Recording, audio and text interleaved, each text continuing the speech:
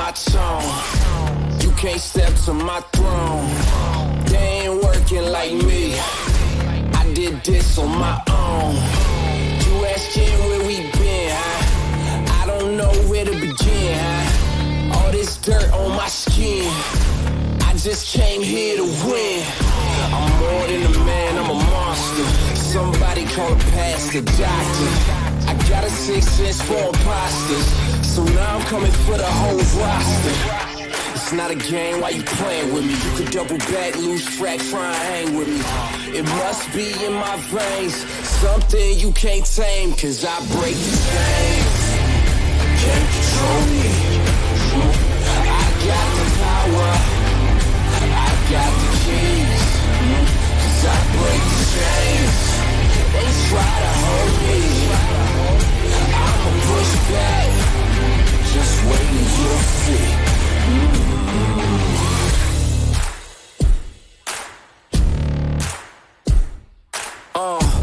Please excuse me, your honor, but you can't hold me no longer. Can't you feel the vibrations? I broke out and left traces. Go ahead, try catch me if you can, man. You'll be looking all night, I'm the Sandman. New York, London to Japan. I'ma show the whole world who I am. Boom, boom. Major look, huh? Yeah, this one is for the books. All these chances I took still. I move straight on these rooks now.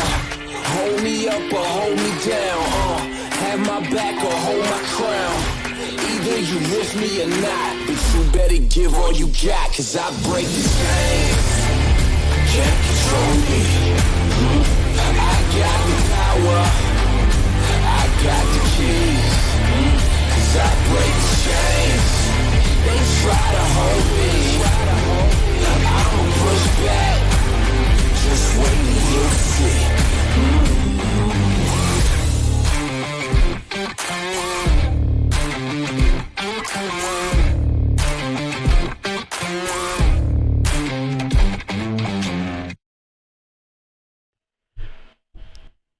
Good evening and welcome, ladies and gentlemen. My name is XDelicious, and thank you very much for joining us today. Today we have some great guests. We have ctthecheff and ogzlabs with our guest host Amusedhobbz. So thank you guys very much for joining in with us. As a reminder, chat, during the interview process, you guys can put in questions. Our mods will send it to us for us to ask. There will also be an intermission in between some of the interviews, and then at that time, our two honored guests will be able to answer some of the questions for you guys. And then we'll start up the next interview. We will also have a Q&A session at the end. You guys can feel free to ask more questions at that time. So without further ado, let me introduce our guest host here, Amusedhobbz. So Hobbs, if you want to say hi and give a little bit background of yourself, and then we'll make our way down to our other two honored guests. Yeah, absolutely. X, thank you for having me as a guest host tonight. I really appreciate it. Basically, I am Amusedhobbz. I am a variety streamer here on Twitch. I am affiliated over here. I have been for about 4.5 months now. Variety gaming with a big emphasis on community involvement. We do a lot of community nights, community games. We interact with other communities and really want to bring our communities together, bring our viewers together. And just like we are tonight and how we do on a lot of nights here on TalkCast is bring a lot of recognition to the smaller streamer communities. And what I believe and what I know X believes is very important to broadcasting the talent pool that kind of goes unnoticed on Twitch, that is really the core of what Twitch is these communities, these smaller communities working together. So really excited about tonight, and really thankful for CT as well as OGZ joining us tonight. Thanks, Hobbs. CT, if you want to introduce yourself a little bit. For everyone that doesn't know me, I just met OG here. I'm ctthecheff. I stream out of New York. I've been streaming for maybe 9 months now. Not by any means an easy task, really, but we're here, and I'm excited to talk about it tonight. Awesome, thanks, CT. And then OG, would you like to introduce yourself, sir? Absolutely. So I'm ogzlabs. I'm probably the oldest guy in the room here, probably by 20 or 25 years. So I've been a gamer pretty much my whole life. I got into streaming by watching probably the number one player in the world in Battlefield stream. I followed him, just got introduced to this about a year and a half ago. Started streaming probably 11 months ago. So I stream mostly Warzone. I'm branching out into some other games to kind of bring some variety to the channel, spice the community up a little bit, kind of play around with some different things. I'm always learning. I've learned so much from these two guys here, just in the few minutes that I've gotten a chance to know them. So happy to talk about everything and learn some more. Awesome, thanks guys. So with that, we'll have Hobbs start off with ctthecheff, and we'll ask him some questions so you guys in the chat can get to know him a little bit better if you don't, and then so we can also get to know him as well. So Hobbs, you want to start off? Absolutely. Thank you, X. So CT, obviously, we just heard you talk a little bit about yourself. You said you've been doing this about 9 months. And I think what you echoed there is a sentiment that a lot of us, whether we let people know or not, really kind of either secretly have, or we talk to our close friends about, and it's one of my favorite things that I say. It's very easy to be a streamer. It's very difficult to become a content creator. Because it's very easy to get yourself a camera, get yourself a microphone, push live, and then just play a game.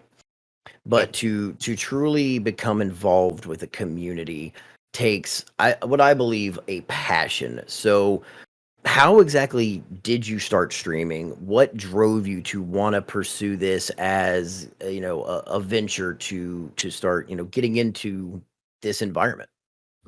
Yeah, so I mean, like I said, it was a lot more difficult than I had imagined, and I think that's why I took such a liking to it, and it really piqued my interest. So we all have played video games before we streamed, right? It's what got us on the road. I would play a lot, especially when things started to quiet down, COVID started coming and whatnot. There was a lot less to do, so there was more playtime. And then my buddy realized that I wasn't really doing much but playing, going to work, sleeping, playing, going to work, sleeping. He's like, dude, we caught on to Iceman Isaac's YouTube, started watching him. He goes, dude, you could do that. I was like, no, I don't think so.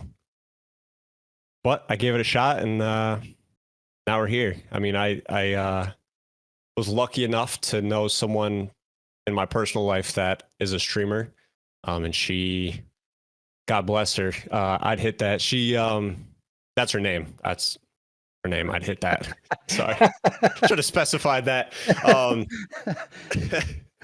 But she. Well, that's all the time we have tonight, guys. But she was there. She was there for me for all the questions I had, good or bad. Probably nonsensical questions, but she really helped me in growing and sticking to it.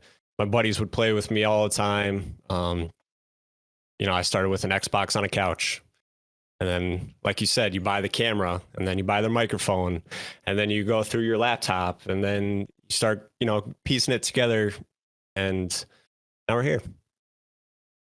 Awesome. Yeah. And it's funny you brought that up. Honestly, it really is, because watching the streaming community, watching the content creation community explode during this worldwide pandemic, I think it brought such a larger audience to what we do as content creators, because people had to find new outlets to entertain themselves. Correct. And what used to be, oh, that's just people putting out videos of themselves playing video games, became, hey, they're actually playing with other people, talking to each other. They have these interpersonal relationships with their communities, and there's humor behind it, or these, incredibly tactical plays in, your war zones and Apexes.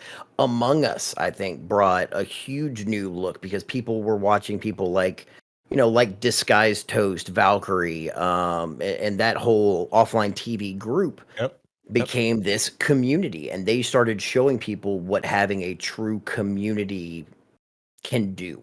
And I think that's one of the biggest reasons that a lot of people kind of gravitated toward it, and they went, hey, I have friends without having to go outside. I can have friends here. And, you know, we talk about it offline all the time, and I'm sure you guys have as well. I have some of my closest friends that I've never met in real life because of gaming or Twitch. Absolutely. And I've known them for years. But obviously, nobody starts there.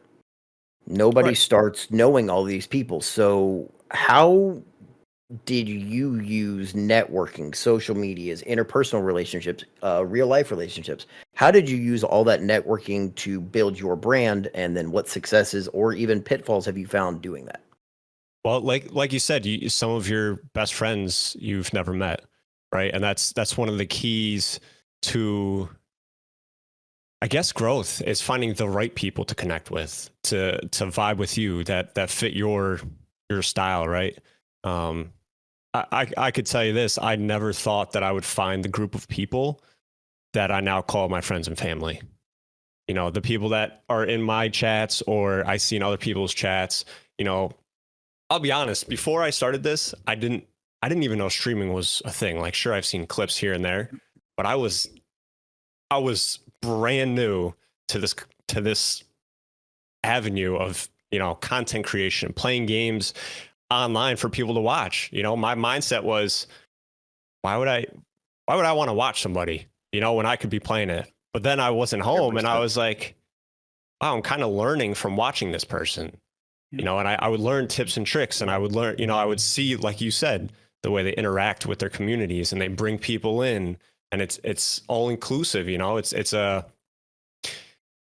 we do need the real life outdoors friends. You know, you need to get outside and whatnot, but yeah, 100%. It's nice to be able to have the sense of security, because some people might feel more comfortable online, as we have our keyboard warriors, you know, that like to talk trash to other people. You have the other side of that, where people have anxiety or you know, social issues, where they can't connect with someone face to face, but they can online. And I think that's important.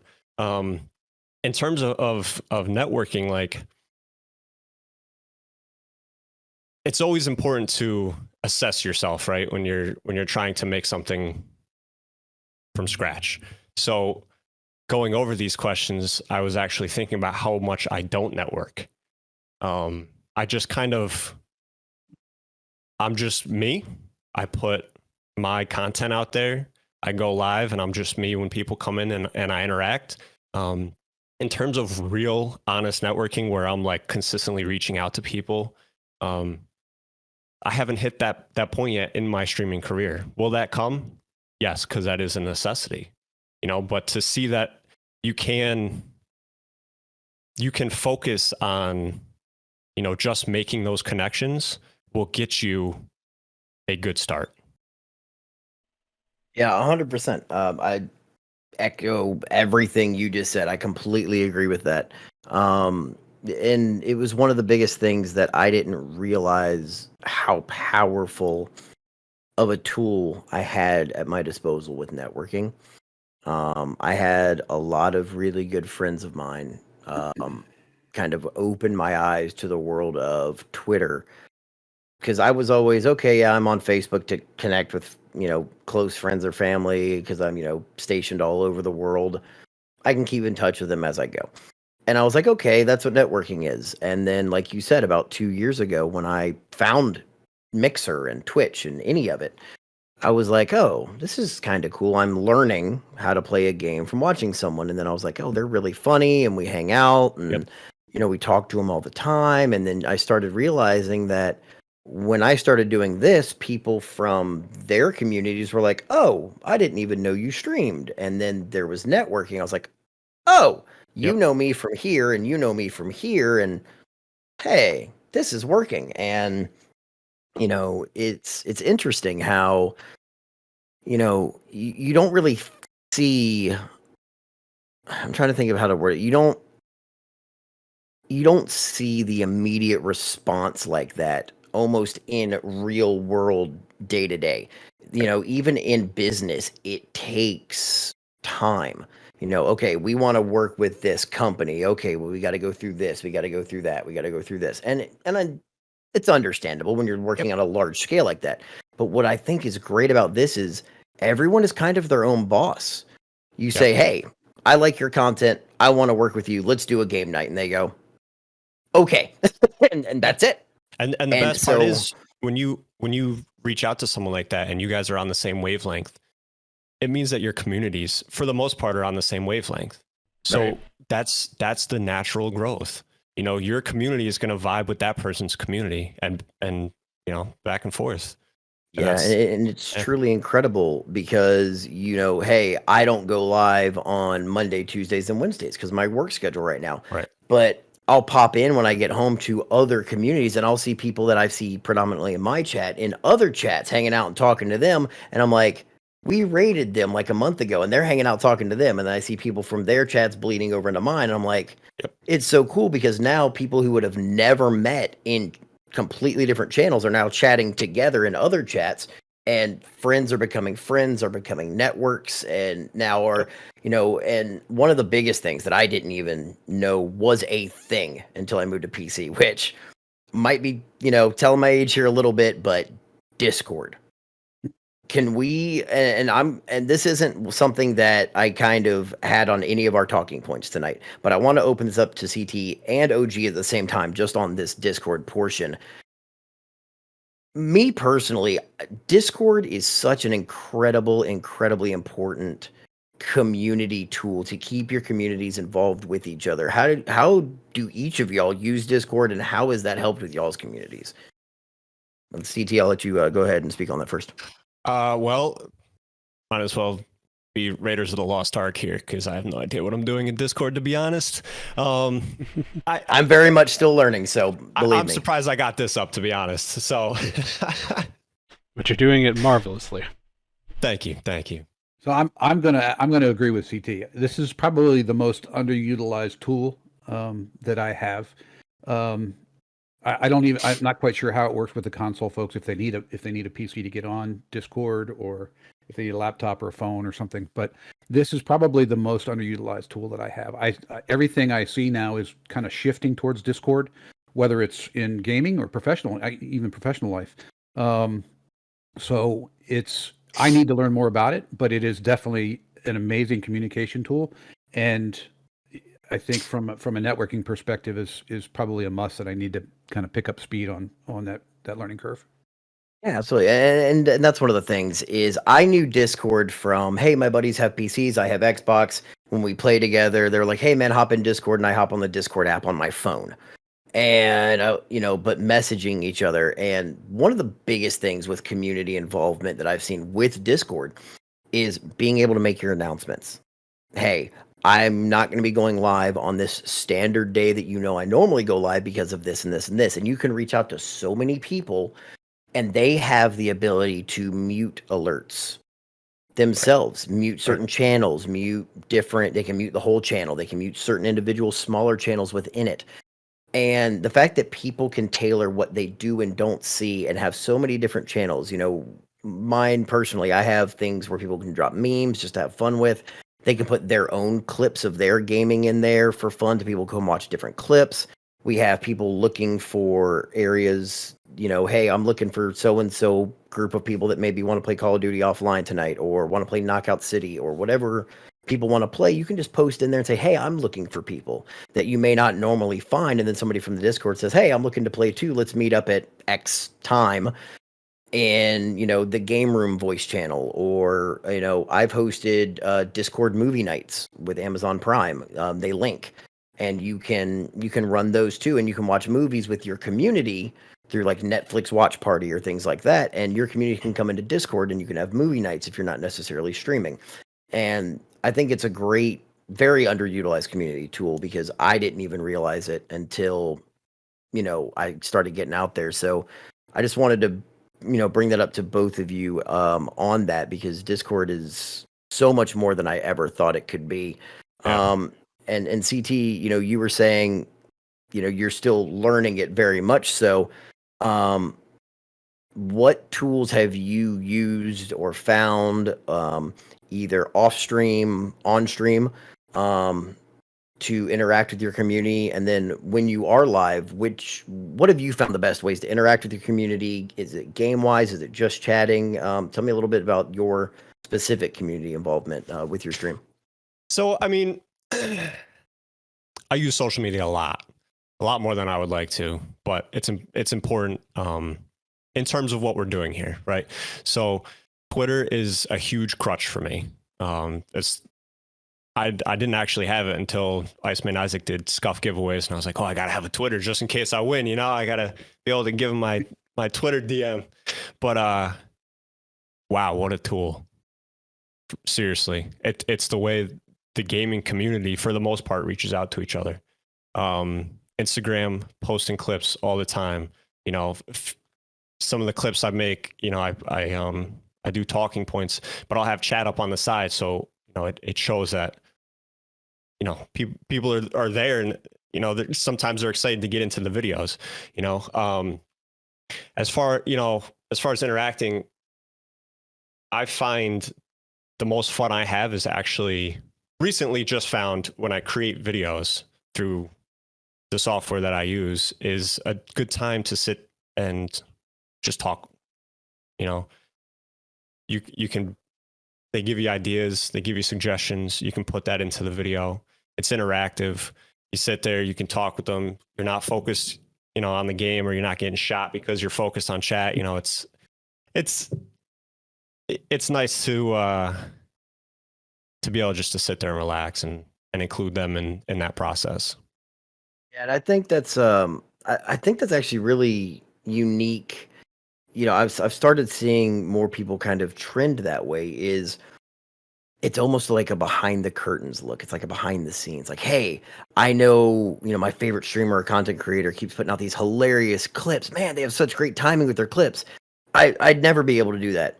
Well, hey, check me out on Tuesday night. I'm going to be editing my clips, and I'd love to get y'all's inputs so people get to see behind it. I think that's actually a brilliant way to do that, and involve your community in what you're putting out to your community. Right. I think that's brilliant. Like you said earlier, almost at the beginning, the difference between streaming and creating content is drastic. There is a difference. You can just click stream now and you're streaming, right? But to be able to put content and to create something from a video that, either your chat clipped or you clipped, to be able to create that and then put that out it's you. It's your version of content creating, and it attracts the people that it's supposed to attract, and letting your community in on that process I think is huge. Yeah, for sure. And I do have one more question for you that I just kind of popped in my head before we go to a quick intermission. Well, actually, before I turn it over to X for any questions for you. Extensions, stream extensions, things of that nature, channel points. Obviously, we watch streams before we start becoming streamers and content creators. Mm-hmm. We're like, oh, that's really cool. Getting into channel points, getting into extensions, be it sound alerts, stickers, upfront audience, whatever you use. How have you found that those tools have helped with community involvement? Obviously, the standard is they're built to do that. Right. But have you found that it's been helpful? Is it just, oh, well, okay, people use it just for their own involvement, or do you find that you're able to kind of tailor what you're putting in your channel points or which sound alerts you're using to create more dynamic involvement in your chat while you're live? Sure. It's very customizable, and I think it's built to succeed in both aspects. I know that my chat has helped me tremendously with my posture and my hydration due to my channel points. Mine likes to help me with yoga. When I mess up, they make me stretch all the time. There you go. That's a 5-head play right there, Yep. But just having those options, I made a loadout challenge or for channel points, they redeem so many channel points. They can make my class, Yep. Or, I know Cups wants me to do a 4-head channel point thing, but I don't think that's for this streaming service. But I mean, it's super important. I know a couple people that I watch have sound alerts tied into their streams. If they do like spooky streams and they have scary sound alerts or whatever. I mean, it's super interactive and it gets people laughing and it gets people involved and it keeps people there. We talk about not just getting people into your stream, but retaining them. How do you keep them there? How do you keep them there long enough to show them who you are, right? Because most people are only there for a fraction of a minute, right? They're there just to look.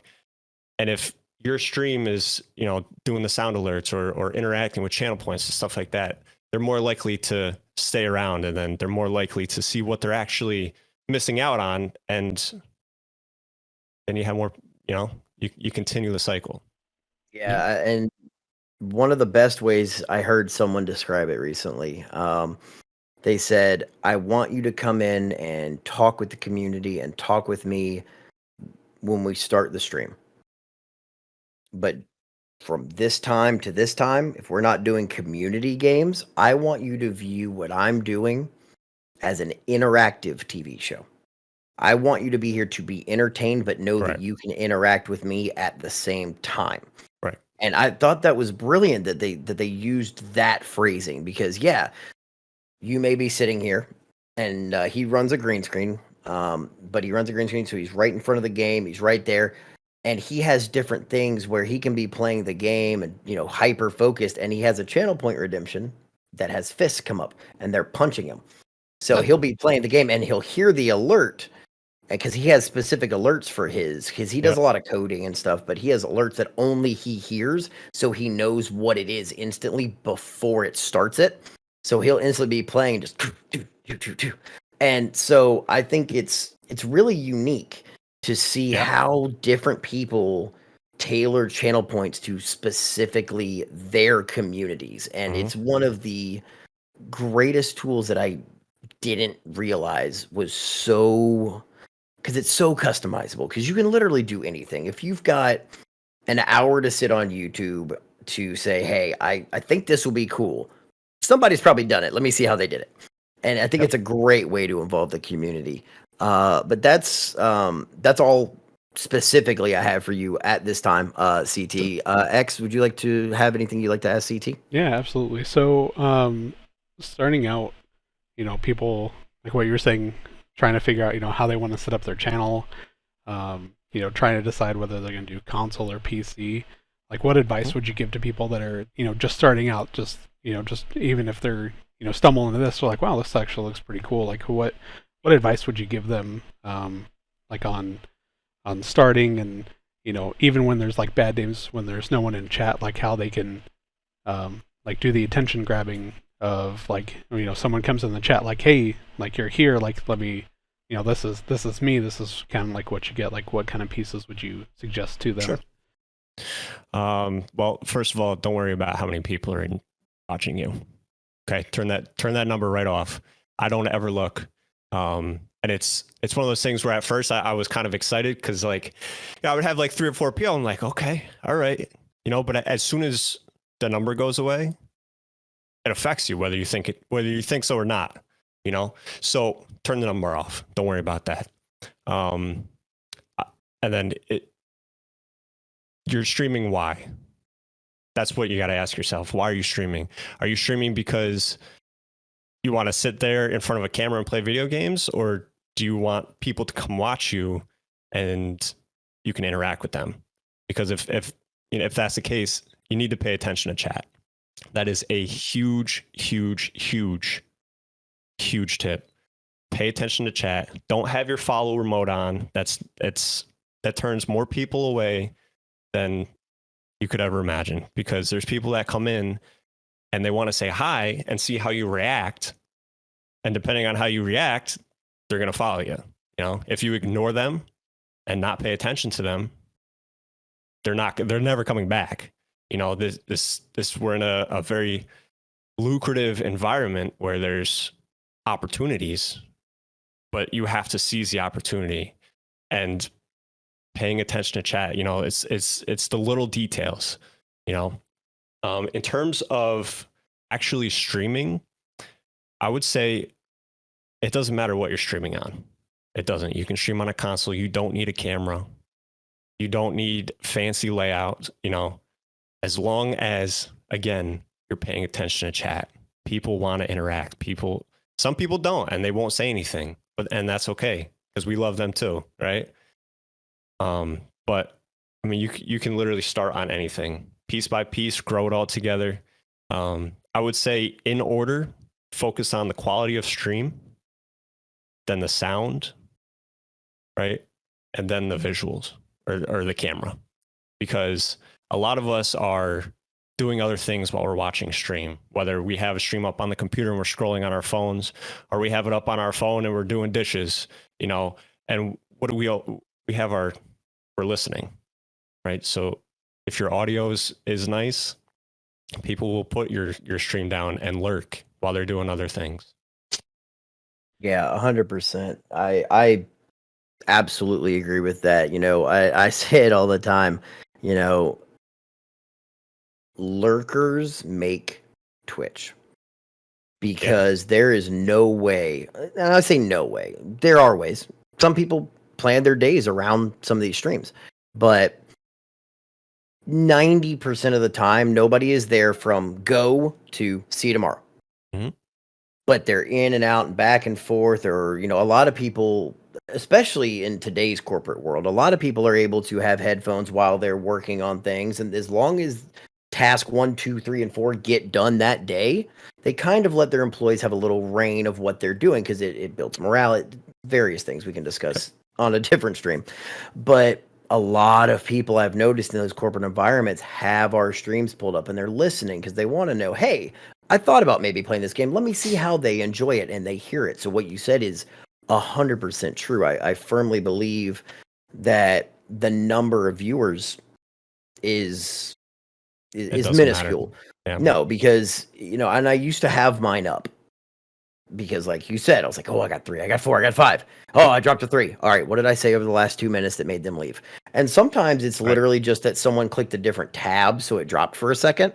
They didn't leave, they just clicked a different tab. Yep. But now you're in your mind thinking, what did I say? I can't say that. Oh crap, how did I do? You know, and I completely They're never accurate anyway. Those numbers are never accurate anyway. No, never. I think the only time I've ever seen the number be accurate is when it says 0 when I click go live. That is the most accurate it is until I finish. Yep. And I'm me and that one viewer, me, because I opened my own at the beginning. By the way, for anyone in chat, if you are a streamer now or a content creator, or you're thinking about doing it, if you don't trust your own stream enough to have yourself pulled up, you can't trust other people to do it. Always have yourself tabbed up. You should be your own biggest fan. If you aren't involved in your own community, nobody else will be. Always. And like you said, though, with the viewer count, I approach it from a standpoint of, I am going to talk to my chat screen. Whether I have 750,000 people in my chat screen, or I have me, I'm going to talk to my chat screen about what I'm doing, about what I'm playing, exactly the same. I'm going to involve any portion of my community that may be lurking or there, regardless. And I think that was a beautiful point you brought up. You have to know why you are streaming, not I want people to come love me. No, you have to enjoy what you're doing. And if you truly enjoy what you're doing, sky's the limit. Yep. You don't have to be out here playing Warzone. You don't have to be out here, playing a certain game that you think is going to make you successful. You have to play a game that's going to make you happy, that you're going to enjoy. Because when you're sitting there with joy on your face and joy, just your body language, the way you're setting the example for your stream, it's very important. Yeah, 100% agree. Yeah, no, I definitely like that answer, because that's 100% true. Because what you put out as your persona is exactly what your community is going to mirror, right? Because if you're very passive or aggressive towards other people, your chat's going to be the exact same way. I've seen it in many different communities where, a streamer is talking, badly about other people, and then the chat is in turn doing the reverse on the streamer, and then they're like, well, why are you guys bashing me? I don't understand. But again, it's about, the persona you put out is what your chat's going to in turn flip back on you. There's plenty of places to be toxic. There are people out there that enjoy toxic streams, and that's fine. That's what they're there for. They're there to do their thing. You have to be true to who you are. You can take examples of people that you idolize or people that you look after, people that motivate you. You can look at them and say, hey, I like what they're doing. I want to incorporate that, but you have to tailor it to you. You have to make it yours. And, a big way to learn how you come across is watch your VODs. Yep. Watch your videos back. Listen for the sound. Listen for the sound of your teammates. Listen for the sound. If you're playing music, listen to how loud the music is. Is it overpowering your microphone? How loud is your microphone? Is it screeching? Does it sound okay? Is it too low? It's important to watch your stuff back and analyze it and see your good and bad spots. Yep. No, that's 100% agree. Yeah. Yeah, because it's always good, because then that's another way you can improve your stream quality too. Like what you're saying, if your mic's too high, then you can just change the settings to make it where it's a little bit more clear. Maybe on Streamlabs it's not in the red, now it's in the yellow or green. So, it's the little things that you do just from watching the VOD, because like what Hobbs was saying, you should be your own biggest fan. Rewatching the VODs, okay, well, then you guys were talking about Twitter and Instagram. Okay, well, what am I putting out? My community, are they able to easily get to my stuff? Are they able to actually see, the clips that I'm posting is a good quality? Like, are they able to look at every single piece that you're putting out? Like, oh, okay, I'm able to see all this now. So, that's a great aspect to look at. I do have a question for CT and OG. So when you're streaming, and let's say you have a couple viewers, but they're not really responding back to you, like, how do you keep that conversation going?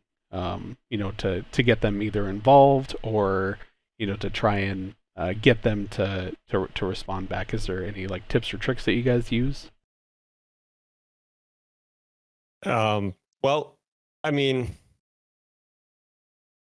I'll be honest. If someone's not responding in chat, it's probably because they don't want to, and I'm okay with that. I don't try to force a conversation, because I never want to try too hard.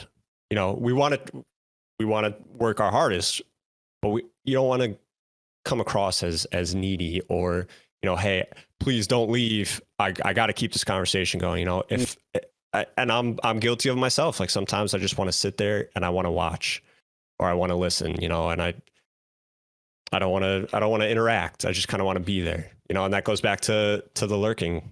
But I mean, if someone wants to come in and talk, by all means, but I won't ever try to force a conversation. Right. It's just a natural interaction.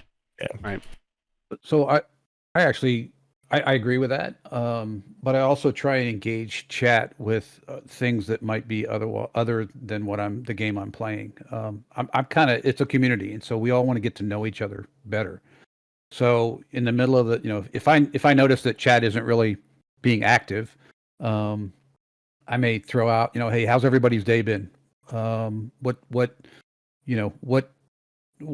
sports does everybody follow?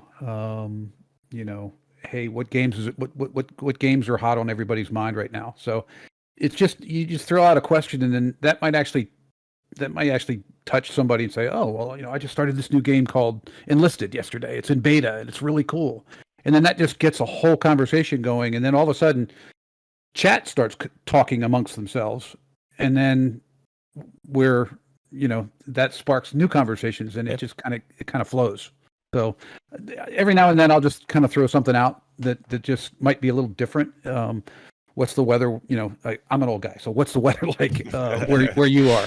The classics. Well, I have the mentality of an old guy. I love weather. I'm like, hey, what's it doing where you guys are? Right. It's pouring outside. Exactly, and then that sparks, you know, an answer.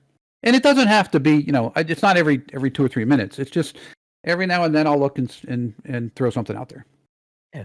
It's actually really funny that you brought up Enlisted. I was looking at somebody playing that the other day, and I was like, oh my God, it's like Battlefield and Call of Duty had a love child. I want it. Right. Yeah, I was looking at that beta, and I was like, oh man, I really need to play that. And then Knockout City happened, and I fell down that rabbit hole. We're not going to talk about my current addiction. Yep. That's a bad addiction. But it's so good, though. Especially when you get those wins. I've seen you, Hobbs. I've seen you throwing it around. I have exceptional ball talent. Big facts. So I do have 2 more questions for you guys. CT said I'm not touching it. I mean, I'd hit that. Wait, what? What happened?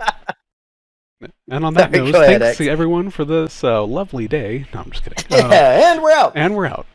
So another question for both CT and OG. How do you guys keep yourself motivated, even when you're streaming? Like, let's say some games are going bad, or you know you're just not really feeling it for the day. Like, what would you suggest to someone that might be going through that while they're streaming? Like how to remotivate themselves, or how to get through the stream.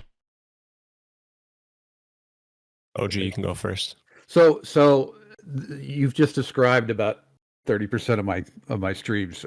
My gameplay isn't the best, and I tend to be very streaky. I'll have a day or two where I'm playing really well, and it shows, and then I have 2 or 3 days. I'm my hardest critic, so I have 2 or 3 days when I'm not playing well, and it tends to show. And actually, I appreciate what CT said earlier, that you got to have fun at the game. And it might not look like I'm having fun at the game, but I'm totally addicted to it. And I get there'll be 2 hacker lobbies in a row, and I log right back in. Okay, this one's going to be different. So I also have a very supportive chat. They're like, hey man, you're that was just bad luck. I call it OGZ luck, but it's bad luck. So damn, I have a lot of OGZ luck in all my games. It's unbelievable. Into every game I play. So one of the things I found, and it's just been literally in the last week, is I started playing a new game. And I thought, mentally I thought, okay, the people who are here really kind of want to watch me. I'm a solos guy, so I'm a glutton for punishment. It's a slower version of the rest of the game, and so the people that come to watch me tend to they play solos themselves, and they like solos, and they're trying to learn different things, and they enjoy the solo gameplay. But it can be slow, and I recognize that. I acknowledge that. And so I had a couple of pretty bad days of play, and Epic Games is giving away right now 2K21. And look, I'm not a big professional basketball fan, but I love sports, so I downloaded it, started playing it. One of my regulars plays it. He streams it occasionally, and I started playing it, and it was fun, and it was different, and it wasn't as toxic. And so now we're thinking about, when I say we, the community and I are thinking about doing Warzone, maybe 3 days a week, and doing a different game the other days of the week. I stream pretty much every day. So I enjoy getting to know people. I'm an introvert at heart, but when you put me in a position where I can be an extrovert, I tend to be an extrovert. And I just like getting to know people. I love finding, it truly is 6 degrees of separation. We all know each other through very small, angles. And I just think I don't really get down on the stream or the game. It actually makes me want to play better and try harder. And I go watch the pros and try and learn things. I learn things from other people, other streamers. And then I come back and apply it. And, I'm always learning. I think that's the key. The key is, when you think you've known it all, you probably ought to stop, because we're always learning something new every day. And that's what keeps it interesting to me, even when I'm having a tough day. Yeah, I'm not touching that. Yeah, I agree. 100%, I agree with that. I know I saw CT over there just nodding along with me. Like you hit the nail on the head on so many points there. Yeah, we all have a game that we kind of main. We enjoy a game more than we enjoy other games. But when you really find a game that just brings fresh variety, not only to you, but to your channel, people who are truly there for you are the people who are the core of your community. Because, yes, as you play different games, there are people who go look for different people that play different games. And I can tell because when I play different games, I have different people in chat from time to time. But I always have a core group.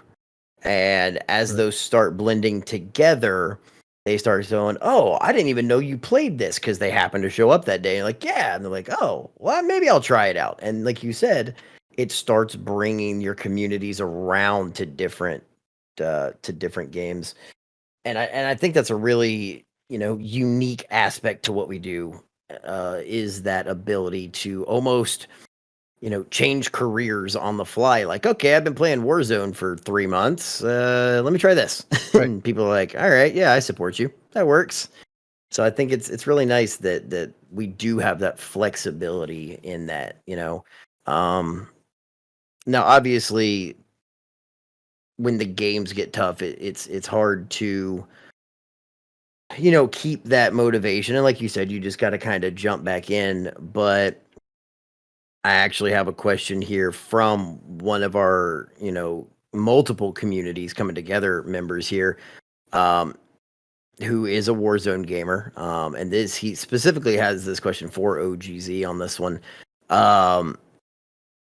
And he definitely complimented. He said, for someone that's really good at Warzone, and you try to put out the best gameplay that you can, do you have any specific tips for how to stay interactive with chat while staying cracked at the game and putting out the best possible plays you can?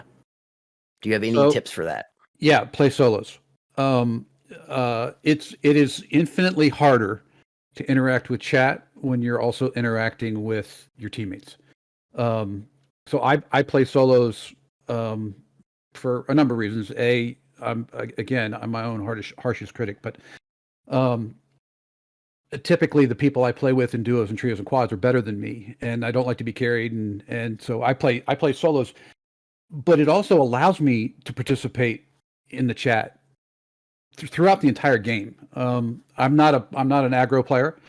I have moments in the game where I'm an aggro player, and then I have other moments when I'm a camper. I admit it, no problem. So in solos, you kind of have to be to a degree. My focus is wins and not KD. So everybody's got a higher KD than me, but nobody has.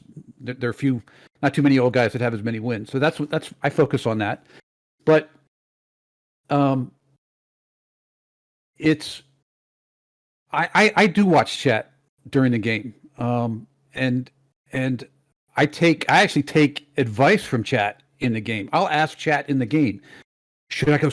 The circle will slow down. Will close down. Should I go sniper here, chat, or should I go SMG here? What do you guys think? And bringing chat involvement absolutely into your strategy. Absolutely, you have to. I mean, and sometimes they're wrong, and sometimes they're right, and sometimes I've got guys that like to backseat coach a little too much, and I'll tell them, I'm like, hey guys, I don't want to get mad at you when I do something you tell me to do and it doesn't work, and then I'm mad at you when that kind of thing. So I'll listen pretty much and try anything with chat. And to CT's comment earlier about the points and that sort of thing, I have load up buys, I have drop buys where they can tell me where to drop and that sort of thing. So, but to get back to your question, I think you have to want to participate with your community and your chat even while you're playing the game and you're concentrating. I'll be honest, sometimes I'll tell people when we get down to the final circle, hey guys, I'm going to focus here for just a few minutes, and then I focus on the game, and they respect that. They recognize that if they were in the situation, they'd have the same request, and it goes over really pretty well. Yeah, absolutely. Thank you so much for kind of taking those. Those were basically the user-involved questions we had during that first section. So, X, if you have any last minute, oh, by the way, it's for CT's portion. Nope, I'm good. You guys answered those questions pretty well, so I want to thank CT for that. And then OG, thank you for answering the on the fly questions as well. Sure, absolutely. So what we'll do now is we're gonna just take a quick 5-minute intermission. So it'll allow you guys to talk and interact with chat. And then chat, if you guys have any questions, we'll make sure that they at least see it. And then if you guys put any questions, we'll try and make sure they answer it before we start our next one. So Yeah, absolutely. with that, I'm going to switch screens now, and then so from 5 minutes from now, we'll start again. Thanks, guys. Perfect. Excellent. Yeah, and just so you guys know, mics will be active during the intermission. Chat will still be able to hear us, but this will give you guys the opportunity to step away, go do what you need to do. I'll monitor chat on our end, and I'll bring up questions to you guys, and you're more than welcome to talk with chat during this and whatever. Obviously, a Cintiq over here, OG, those questions were coming from a Cintiq of how to stay cracked while focusing on chat. You can see a Cintiq there if you're looking at it, saying he and you need to run some games. He'll get the kills for you if you get the positioning and the wins. Absolutely, absolutely. I think this could be a really cool trios. And CT, I didn't catch it, or I may have just missed it in the pre while I was getting in here. What are your primary games that you run? Warzone. Warzone. Well, That's there we it. go. So we've got CT, OG, and a Cintiq. Let's make a trios happen one night. We'll get it. We'll get that together for sure. I'm down. Hell yeah. Absolutely. Also, OG, I believe most of this coming from your chat says stop being so damn humble. You're a beast. Oh yeah, well, that's not who I am. Look, I have my moments. I have my moments, and then but they're moments. They're not full days. I'm in awe of these younger guys who command just amazing skill. I mean, I have glasses on. You can't see it. I have hearing aids in. I wish I were 35 years younger. Don't worry, they're there. Yeah, I wish I was 35 years younger and had these games when the battle royale stuff. That's all right. Up, so. I just want to see them try to figure out what's going wrong with their NES cartridge and how to play Atari Pong. I only have one button. What am I supposed to do? Yeah, figure that out. Uh-huh. It was funny you're talking about Discord. I was gonna tag myself in terms of age, and I mean, it's not too hard to figure out. But TeamSpeak was what we used back in the day, and Discord is so much more than TeamSpeak ever was. But Oh yeah, I used to use Ventrilo. Ventrilo, absolutely. I used to use AOL Instant Messenger. Okay. And I did have mail. So I'm curious from a streamer perspective, and this is a question for anybody. Facebook versus YouTube versus Twitch. I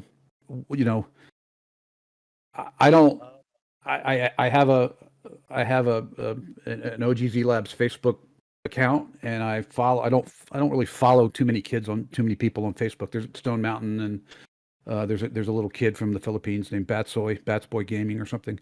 But I heard Facebook put out a new announcement, something like, I don't know if this is at the highest level, you get to keep all your donations or all your subs or your points, or I don't know how it works at Facebook. Yeah, all their stars. It's basically stars or bits over there.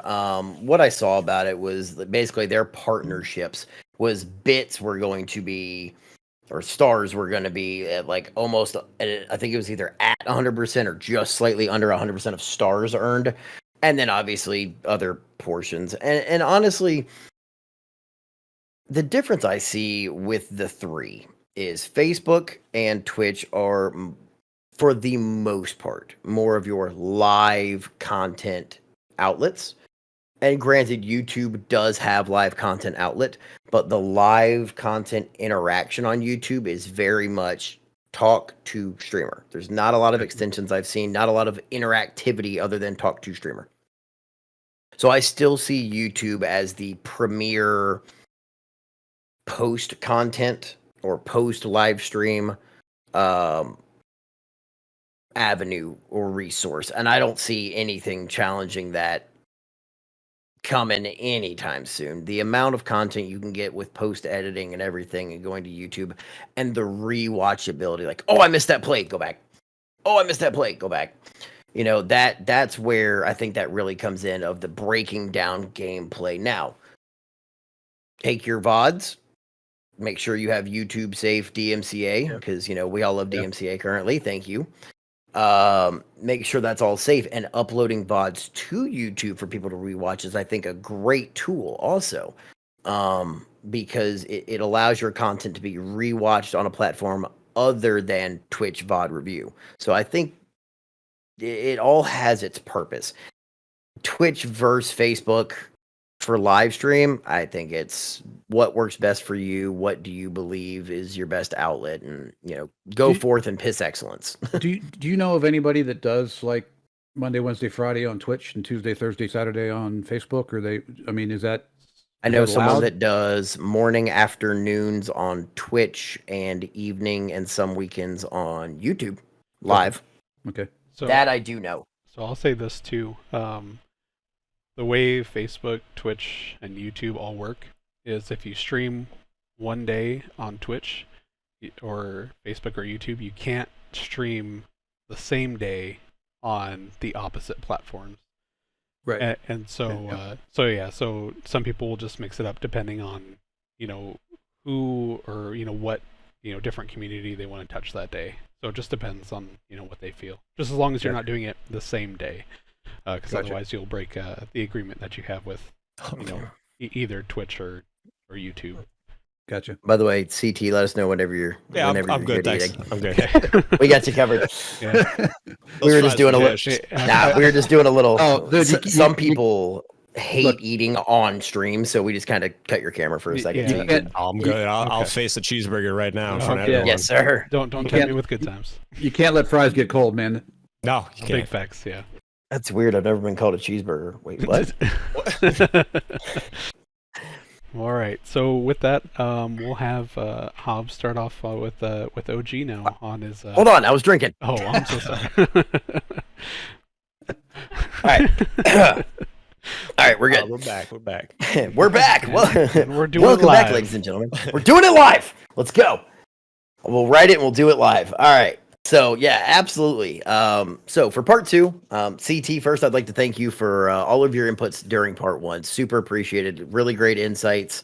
Great questions. Thank you. And OG also for, you know, coming in on the spot, kind of on the fly questions there as well. I really appreciate that for the first half of this TalkCast. So OG, I want to open it up to you the exact same way that I open it up to CT and the exact same way I open it up to everybody.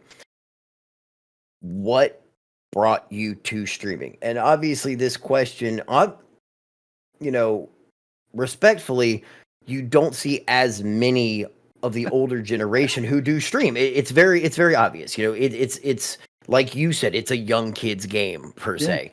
So you don't see that. So what brought you from I enjoy playing Warzone to I want to stream and become a content creator and put out content for people to watch? Like what sparked that interest for you? So I started, I discovered Twitch in October, November of 19. I was playing Battlefield 1. That was my game. And I was playing with a guy who streamed. And again, at the time, the number one BF1 streamer or BF player in the world. He lives in Germany. Great guy. And so I followed him on Twitch and watched his gameplay, learning how to be better. And then I was part of his stream as a player. I was part of his stream as a follower and a subscriber.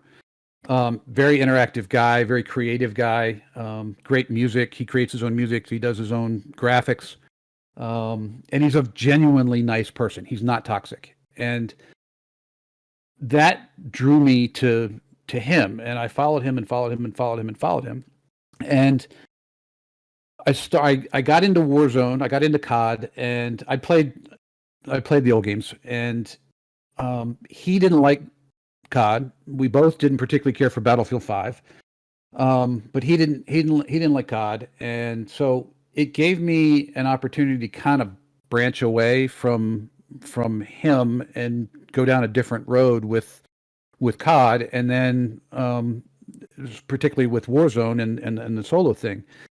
So I got into it. I started following another guy on Twitch who's probably the number one player in solo Warzone, and learned so much from him, and just like my gameplay went from really lousy to much better just watching him, tactics and that sort of thing. And then I thought, well, shit, excuse me, why not? Why not give it a try? I enjoy talking with my buddies' chats when I've got their stream up, and I was playing before I started streaming. I was interacting like I was a streamer anyway. I just wasn't on camera. And I got to know I made a lot of friends, and it's harder, I think, a little bit harder if you're older, because I don't have, there's not 20 guys I play games with that are my age. I don't have a cadre of friends that we all go down to the bar and talk about Warzone and, and Battlefield 1. And I mean, most of my peers and contemporaries think I'm weird. They just haven't met the awesome you yet. That's why. Well, I look, I'm a 12-year-old kid. I will always be a 12-year-old kid inside of my brain. That's why we're all weird friends together. Right.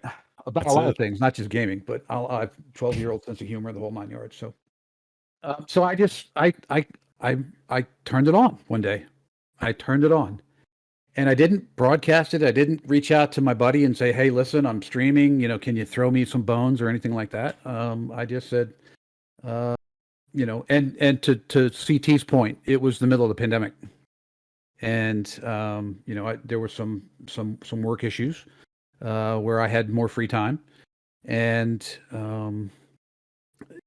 playing the games is a passion. If I get to share it with somebody else, that's great, and build a community and get to know other people. And like you said, I've got some friends. The guy in Germany is, I would consider him one of my closest friends. We've never met, and we talk about, he's going to come here, and I'm going to, teach him about barbecue, and he loves Taco Bell, and I know his,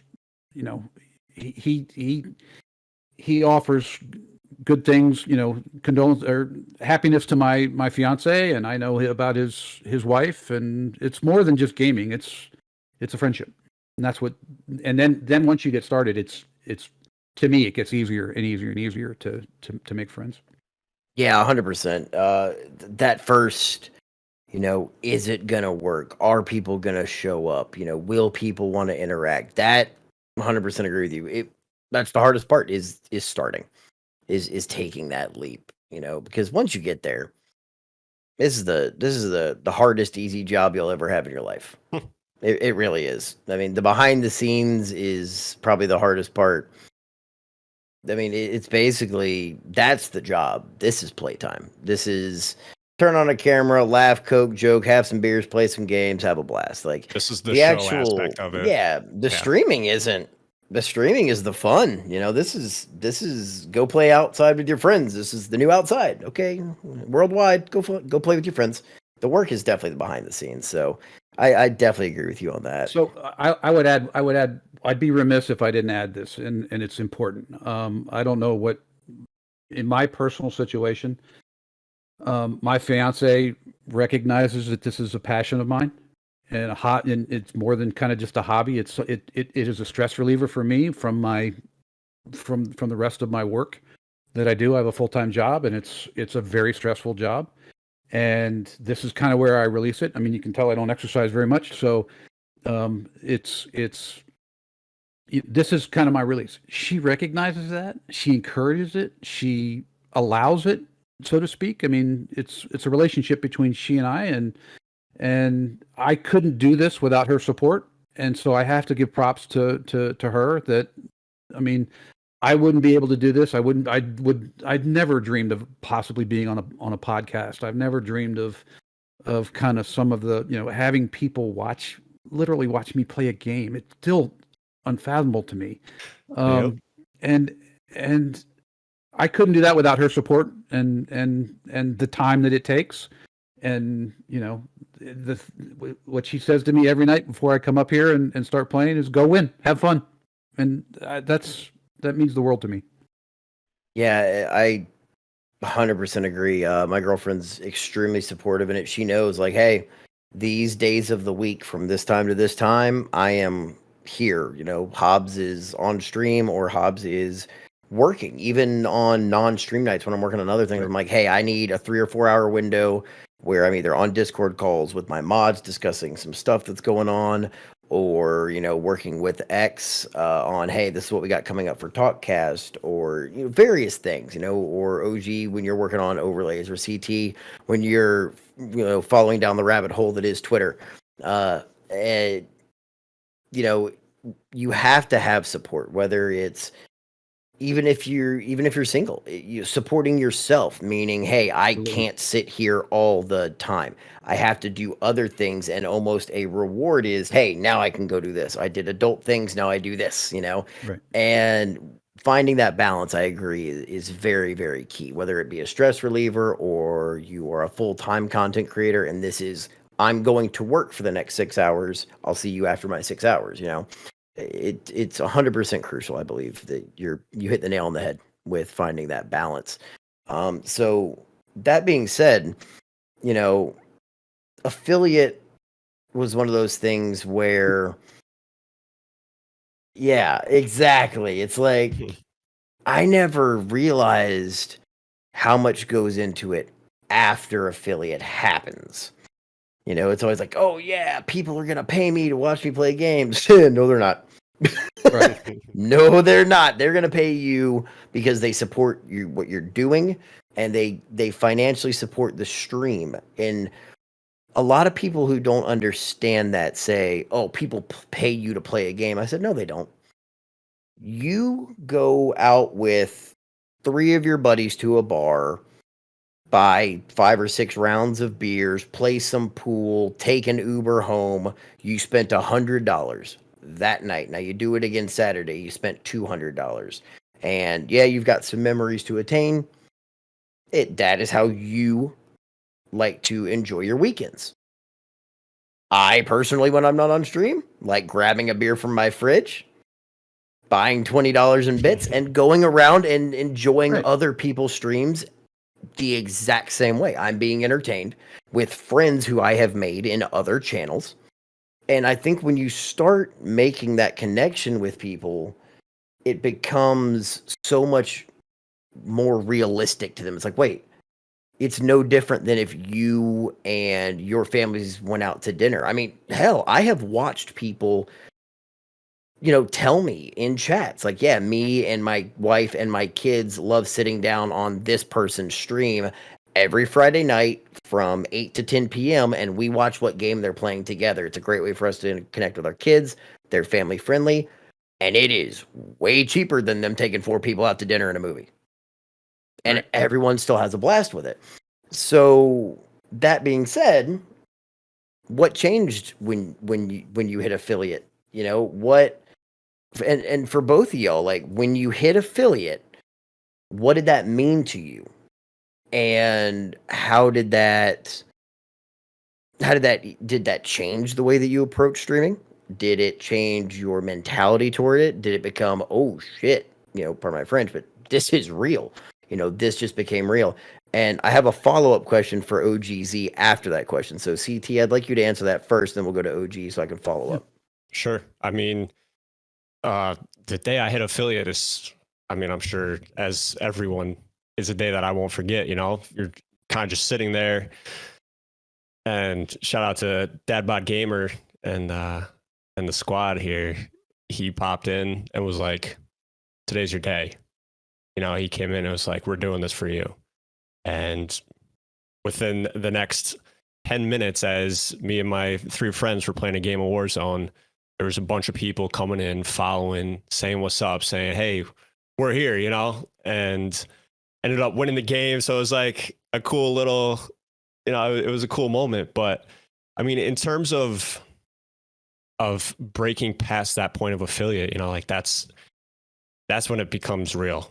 It's like you start at streaming as an idea, and then you get affiliate and you're like, wow, there might be something to this, and it gives you just a little bit more motivation and a little bit more excitement. But don't get caught again with the numbers. Don't get caught, same thing with the viewers. Don't get caught with the subscribers or who's coming in, it's not about that, Again, it all falls back to, why are you streaming? Are you streaming because you want to get paid, or are you streaming because you want to have fun and you want to interact and you want to create and you want to meet people, So I would just say, it's a very special, exciting thing to become affiliated, as I'm sure it is with partner, as we all strive to be one day, maybe if it happens, you set the goal and achieve it, but you can't let it change you. You gotta stay your course, stay true to who you are, what you believe in, and just go with it. And I think one of the tips for reaching affiliate is to build a base around one game. Really, is a game that you enjoy, because you're gonna have the most fun. It's gonna bring people in, but build a base of people that support you around one game. And once you build that base, then you can start exploring different avenues. Yeah, for sure. Yeah, very well said. And OGZ, same question to you. So I totally agree with CT. It was, look, I've been fortunate enough to have a lot of fun in my life, and at my age, to be excited about getting an email from Twitch that says you're now an affiliate. I literally ran downstairs to my fiance and said, "You're not going to believe what just happened." And trust me, it took me a long time to get to affiliate. So it was that much more satisfying for me that it's the belief that somebody wants to watch you and interact with you and learn from you and become a friend and become a community. So but since then, I will say this: in the back of my head, I had an idea when I started this journey, and that was a way to give back to other places, to charities, really. I don't have any aspirations, unless it falls into my lap, that this is a career that I'm going to quit my job and be a professional streamer and content creator, and this is going to take over. And it's not going to happen. It'd be great if it did, but it's just as much work, I think, being a content creator as it is anything else that you have a passion for. So I think there's this misnomer that people can just, like you said earlier, turn on a camera and become and quit their job and stay at home and play games and make enough money to have it be a living. That's incredibly difficult, in my opinion. So, but it opened up an avenue for me to give back, and so I had an opportunity that took place earlier this year that was a catalyst to giving back, and I took advantage of it. And so becoming an affiliate, to me, and I'll be honest, it was legitimacy. It was somebody saying, it was a third party saying, you're legit. Okay, you're not some fluke. You're legit. You're recognized, and I appreciated that. And so that means to me, okay, now I can take the next step. And whether I donate $10 a month, whether I donate $100 a month, whether I donate $500 a month from my streams, doesn't matter. That's a donation that somebody else wouldn't get if it weren't for my community and if it weren't for the content that I'm creating and the fun that I'm having. And so for me, becoming affiliate opened up a door to give back. Yeah, absolutely. Very well said. And I echo that. One of the biggest driving points for me of having support was I want to get to a point where I don't, obviously we want to make millions of dollars from it, and that's everyone's dream. I wanted it to get to a point where if I needed to, I could help someone with my community. Very recently, we had a member of the community during COVID who his company told him, "Hey, you're good. One of your family members tested positive. You were in close contact. Take 14 days, then come back. You're good." They said, "Hey, you only had 4 days of sick time, so we're only paying you for those 4 days and only half pay. The other 10 days, figure it out. You're not getting money." And basically, and I've known him for years and years and years, good friend of mine. And it was like, what do you do in that case? And he was able to cover his rent and very basic utilities, but he was like, "I don't know what I'm going to do, brother." And he's like, I'm strapped. And I've known him for almost a decade now. So I know it was a legitimate thing because we had talked about it before. And without question, I was like, "Oh, well, I had plans today. No, I don't. 12-hour stream, fundraising, let's do it." Community came together, raised $500 for him, covered all his miscellaneous bills that he needed for that month. I mean, drop of a hat. The community was like, no questions asked, let's do it. It's amazing. And for the community to just be that close knit, where it was like, hey, someone in the community needs help, it was no questions asked. And it was incredible to see that, yeah, we come on, and yes, people do provide us monetary support for what we do, whatever. But ultimately, these communities legitimately care about each other. And it's what, as a content creator and a streamer, it's what I've always strived to be able to build, is a place for people to come who are like-minded, to meet other people and have a damn good time and meet people who are like them. And if we can do that for one person a day, shit, my job's done. At that point, you're good. You're solid. Like, hey, I'm good. I can lose every single game I play in a night. Will I enjoy it? Probably not. But if chat is having a great time and they're laughing and it gives someone a mental outlet from whatever is going on in their minds, we have done our jobs. So I completely agree with you on that, which, CT brought it up. He's like, hey, the day I made affiliate, I'll never forget, because I remember exactly how it went down, who came in, where it popped off. Dadbod Gaming came in, and that whole community. And, you said it's going to be one of your most memorable moments, but OG, what to you is, your most current memorable moment on Twitch? Because you brought it up. You're like, I never thought I'd be able to play games and, have people justify what I do as a hobby and, be on podcasts and things like that. And I look at it the same as myself. I'm like, growing up with ADHD and never really fitting into a peer group and not really knowing where I belonged and kind of socially awkward as a kid. And now we're here doing this. We have people coming to watch us do podcasts and discuss things with us and look for our insights on things. It's humbling to know that people want that experience and want to experience these things of our lives with us. So for you, what has been, that big either moment of clarity or, wow factor, So, since making it? that's the easiest question that's been asked of me in this whole thing. And it was 100% luck.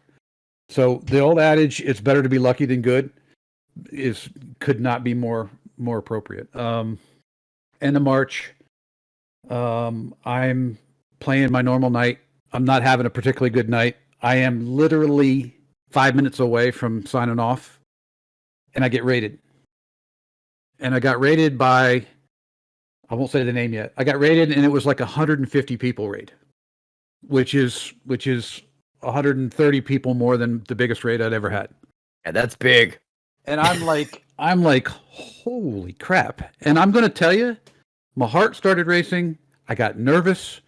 I was flabbergasted. I was fumbling around. I couldn't focus on the game. I was focused on chat.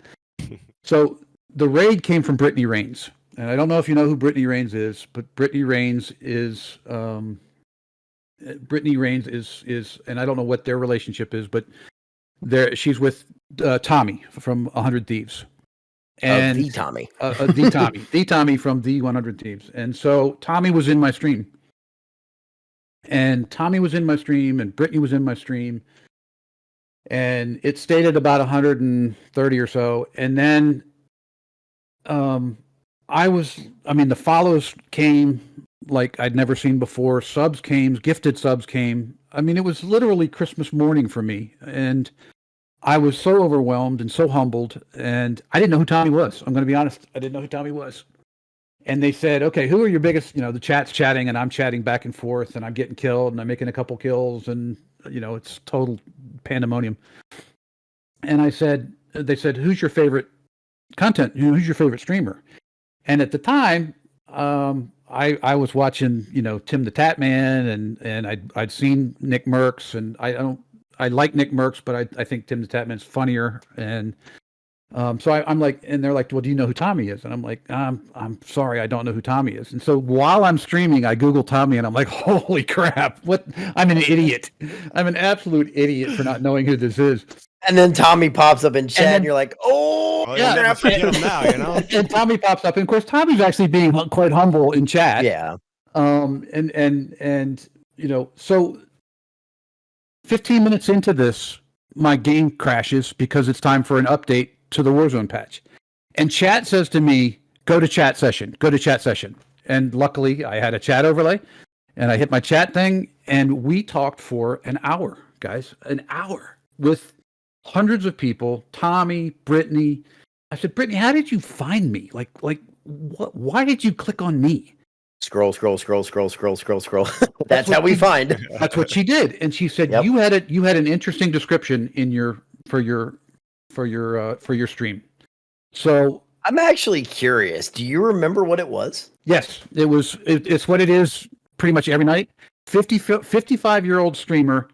At the time, it was 175 Warzone solo wins, and then something afterwards would probably have been headed for 120 or 180 or 190 or whatever the thing was, or Happy Hump Day or something else. But I think it was the 55-year-old gamer that intrigued her. I know what I'm putting on my title tonight. Yeah, I wouldn't change that for anything. Right. I'm gonna put almost 55-year-old gamer. Working on 55. Working on 55. Plays dodgeball. So then people actually stuck. Not 100 people didn't stick, but people stuck and they came back. And they, Alex Toomey, who is apparently he's a Grammy winner. He stuck around for a few days and he followed me and we follow each other on Twitter or actually I think I follow him. I don't think he follows me. But what that did for me was it gave me a bunch of money to give away. So at the time, I was thinking about what charity. I lost a sister to breast cancer, and so that became the Dana-Farber Cancer Institute became my focus for all of the subs I got at that time.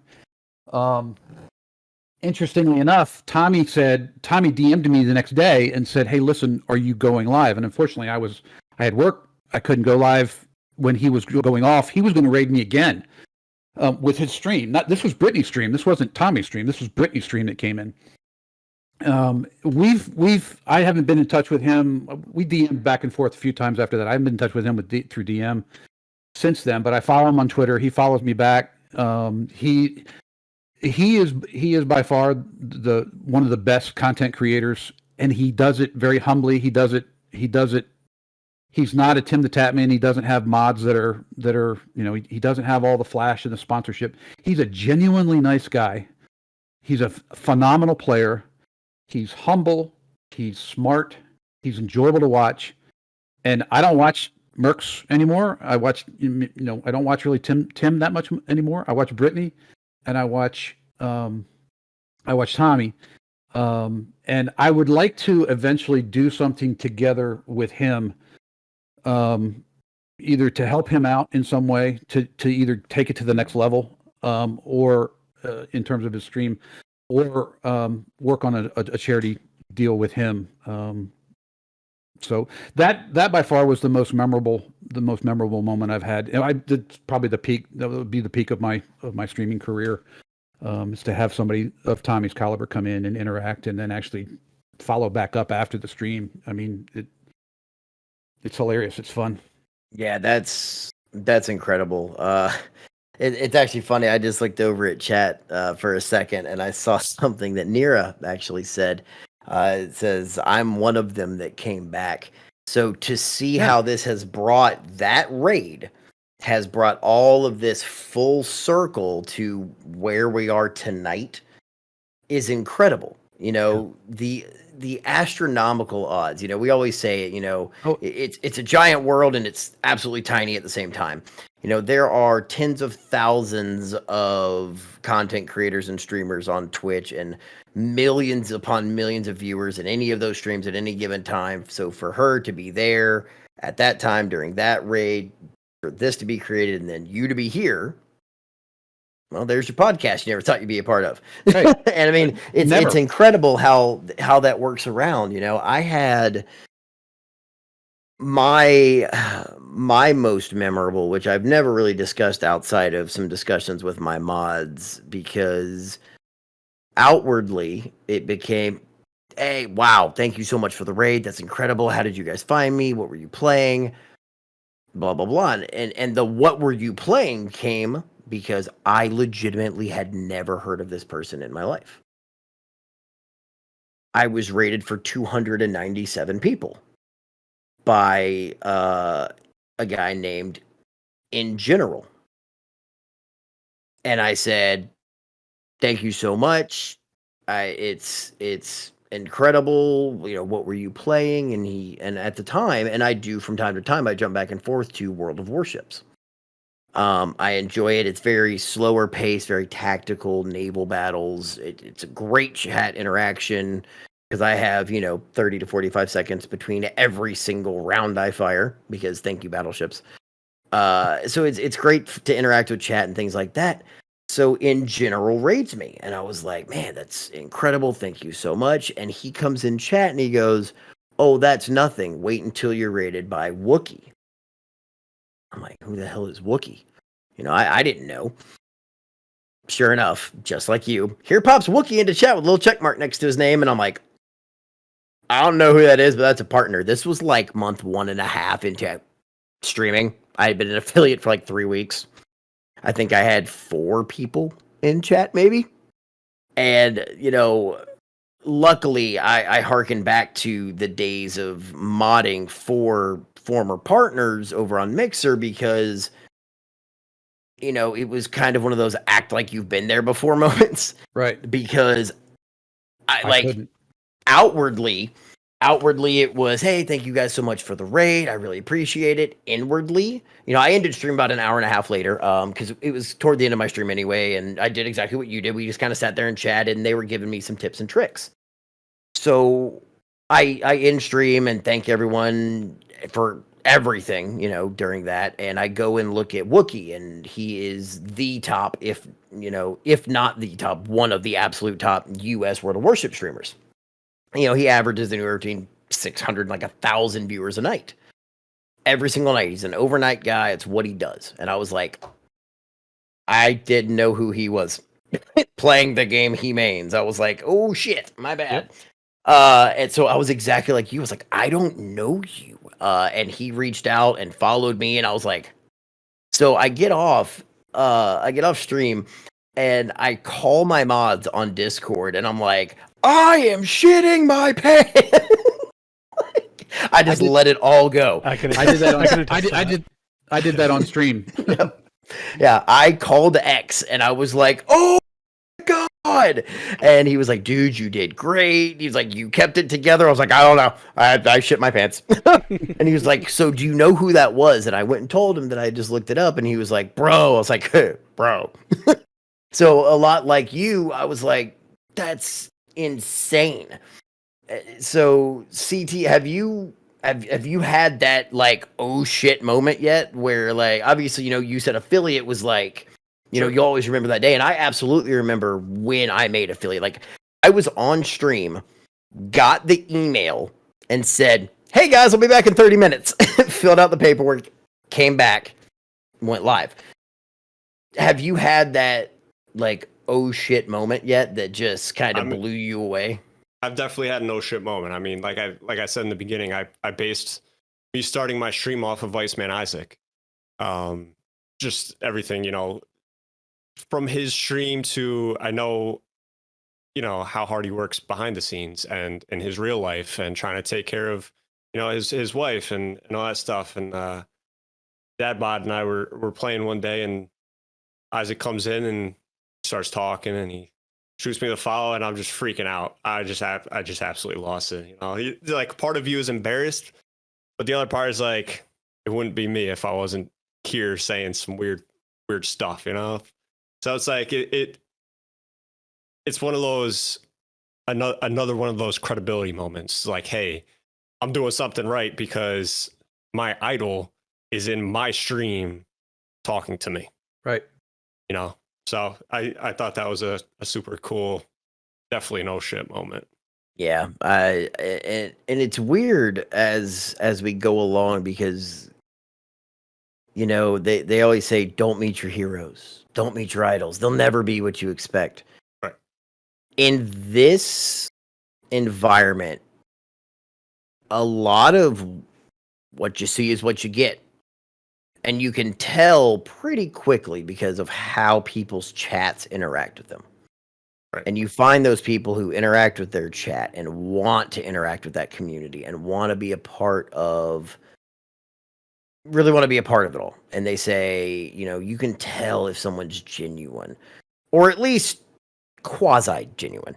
Sure. Because, we all have our, skeletons in our closets. We all know that this is Hobbz and CT and OGZ, not insert name here, and here. This is our online persona, but our personalities are what you come for. Like, you may not know me, you may not know where I live, and you may not know my name. But if you meet me in real life, you're still gonna get Hobbz. that is what I am. It's who I am, and it's one of those things where we toe that line because it's like, all right, I got to be professional. I got to put on at least a somewhat good product and know that they rated me and I'm not a complete, screw up, and we got this. And oh God, yeah. I want to impress you because holy crap, and I've had a couple of those moments where some of the other, what I consider mid tiers, up there in the 5 to 10,000 follower range. Like, I go and raid them, from time to time. But it's always, maybe it's just me, and tell me if I'm wrong. Like, I'm curious if y'all have the same mindset. The bigger they are, the less I'll raid them if I don't have decent numbers. Because I'm like, I have to put a good foot forward, especially if it's my first time raiding them. I'm like, okay, if I got a good raid, now I want to pass that along to them to show them that someone believed in me. And that what they've always like talked to me in chat, or if they've ever reached out to me and given me advice through Discord or DMs or Twitter, I want to show them that what they believed in me paid off and that someone else believed in it too. So a lot of my raids to like my mid-tier people that I follow have been like, hey, look what happened. Thanks. It's almost like a thank you that in my mind, it's almost like a thank you. Like, hey, you guys believed in me. Here you go. Like, thank you. And so I'm curious, like, do you guys have the same mindset on that? So it's funny. About 3 days after, Brittany rated me. I had, I don't have a large following in terms of viewership. So it's a very small core group. I love it. I'm always kind of looking for ways to grow it. But I took my little following and raided Tommy like 2 days later. And he acknowledged me. That's one of the things I love about Tommy. And he's in that spot where he can still interact with chat pretty actively. The guys at the highest levels that can that daily fill up a football stadium with viewers, they can only interact with a minuscule fraction of their chat. And Tim the Tatman shit, you gotta pay him to respond to your chat. That's ridiculous to me. I understand it. He's it's his living. I get it. But Tommy's still in that. He acknowledged me. He's like, "Oh, hey, OG, thanks for the raid." And it was 10 people. It didn't matter to him. He appreciated it. And and then he threw me another bone that day and said, "Hey, go check this guy out." And so that's one of the things I actually wanted to point out here in terms of supporting each other. And this is about supporting small streamers and helping small streamers. Always finish your I'm guilty of not doing it. Always finish your stream with a raid. Always. I don't care what you do. Pick out somebody that's got 1 viewer. Pick out somebody that's got 100 viewers. I don't care. Pick out somebody. Just go down the list. Find somebody. Find if it's a friend of yours on that you follow them back. Then randomly pick somebody that you don't know anything about. They're playing. They're struggling. They've got 1 viewer, 2 viewers. Even if you've got 4, it makes their day. It makes their day. Absolutely. Chat, clip it. Mods, clip it. If you're streaming, clip that. I say it all the time. Every time you don't raid, you're missing an opportunity to find someone to communicate with. Right. 100% agree. To them, look. I end chats with 1 or 2 viewers all the time. I don't care. But to them, being rated by somebody is that's their day, man. They're freaking out. Oh my God, somebody rated me. Knowing that someone took their time to think of you. Absolutely. And to, send their community to you. Right. It means multiple things to me when someone raids. 1, I don't generally raid new people unless I have, at a minimum, pulled up their stream muted while I'm doing my just chatting, end of stream, whatever, for 2 to 3 minutes. See if I can see them talking to chat. See if their chat's moving. Make sure I have very small criteria. Decent camera, decent lighting. Are they talking to chat? You can do that. Only mode. Yes, I never go there. I can't. Nope. I can't. And it's one of the things you mentioned early. Follower only, subscriber only. Turn it off. I totally get it. I 100% understand if you have 1.2 million followers. Sure. Yeah. I get it. Subs only, please, so that I can at least kind of read slow chat even. 50, 60, 70,000 followers, maybe follower only mode. I have 37 followers and you can only talk to me if you follow me. Well, then I'll go talk to somebody else. See you, bye. It's no disrespect. It's just, I don't know, so how can other people know? Right. And I completely agree with you. 1, it means that someone is trusting me with their community. Because as a small streamer, our community is all we got.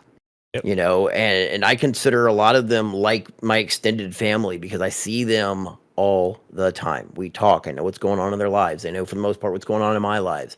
We keep up with each other. So, hey, you're trusting me with your community.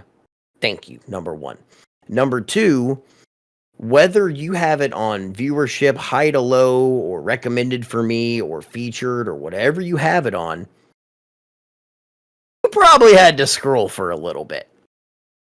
It's the nature of it. So the fact that you scrolled long enough to care to find someone that you truly wanted to raid instead of, oh yeah, this guy's got 700 people following him or watching him, so we'll just go here, bye. That to me means you actually gave a shit to want to take your community somewhere and trust another small streamer and give them a shot. You can't beat that. That's absolutely incredible. So OG, thank you for the second half. It's absolutely incredible, Absolutely. Getting to know you a little more. So X, floor is open to you for OG, brother. Oh, you guys covered a lot of the questions, and that's actually really good. It just naturally rolled in, so it made it a lot easier. So I think with that, I think I only have one more question. So both of you guys have Well, actually, all three of you have amazing setups in the background. So for someone that's starting Nice. out, what would you suggest be either like a focal point for their stream to set up in the background? Do you think that's a benefit, like to add something as an extra like little wow factor to their setup? And if so, do you suggest something subtle, like for example, like Hobbs has little Hobbs on his computer, something that's like a quick attention grabber. CT, you have Einstein behind with your name in that. So in OG, you have the fish and the flag, and you guys have great little setups, that are eye catching, and for people that like have the short attention, like to be able to quickly grab, like, oh, like that. Your guys' setup looks great. Like, this is actually really cool. Oh, cool. There's multiple things for me to look at. Like, what do you guys suggest to a new streamer to set up to kind of help build that, so it's not just like, for example, mine is just a quick little green screen. What would you guys suggest that to be? I put things up that are important to me, that I think are interesting and kind of invoke somebody to ask a question. The jersey is something I'm very proud of. The fish is the fish. The flag is something I'm probably most proud of. I'm glad you asked the last question so that I could give a shout out to our veterans and military folks who are either part of this podcast or watching this podcast. I know one of my viewers is here. He's in the military. Thank you very much from the bottom of my heart for your sacrifices, for your contributions, for what you do for this country. We wouldn't be able to sit here and do what we're doing today if it weren't for your efforts.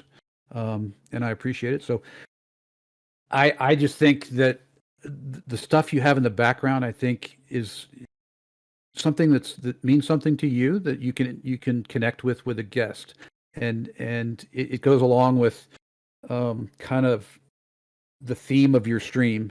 Find a hook, whether it's fishing, whether it's being 55 years old and being a gamer, whether it's a veteran, whether it's a charity, whether it's Hobbs, the character, whether it's if there's something you're passionate about,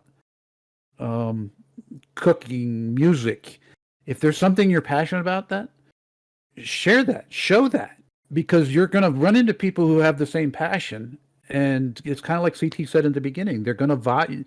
They're going to vibe with you. You're going to vibe with them. That's the community you want to build. So don't be bashful. In my opinion, don't be bashful about sharing those things, and talking about them openly and promoting them, because that's kind of these are the things that make me. And I think it's important that your viewership see that as well.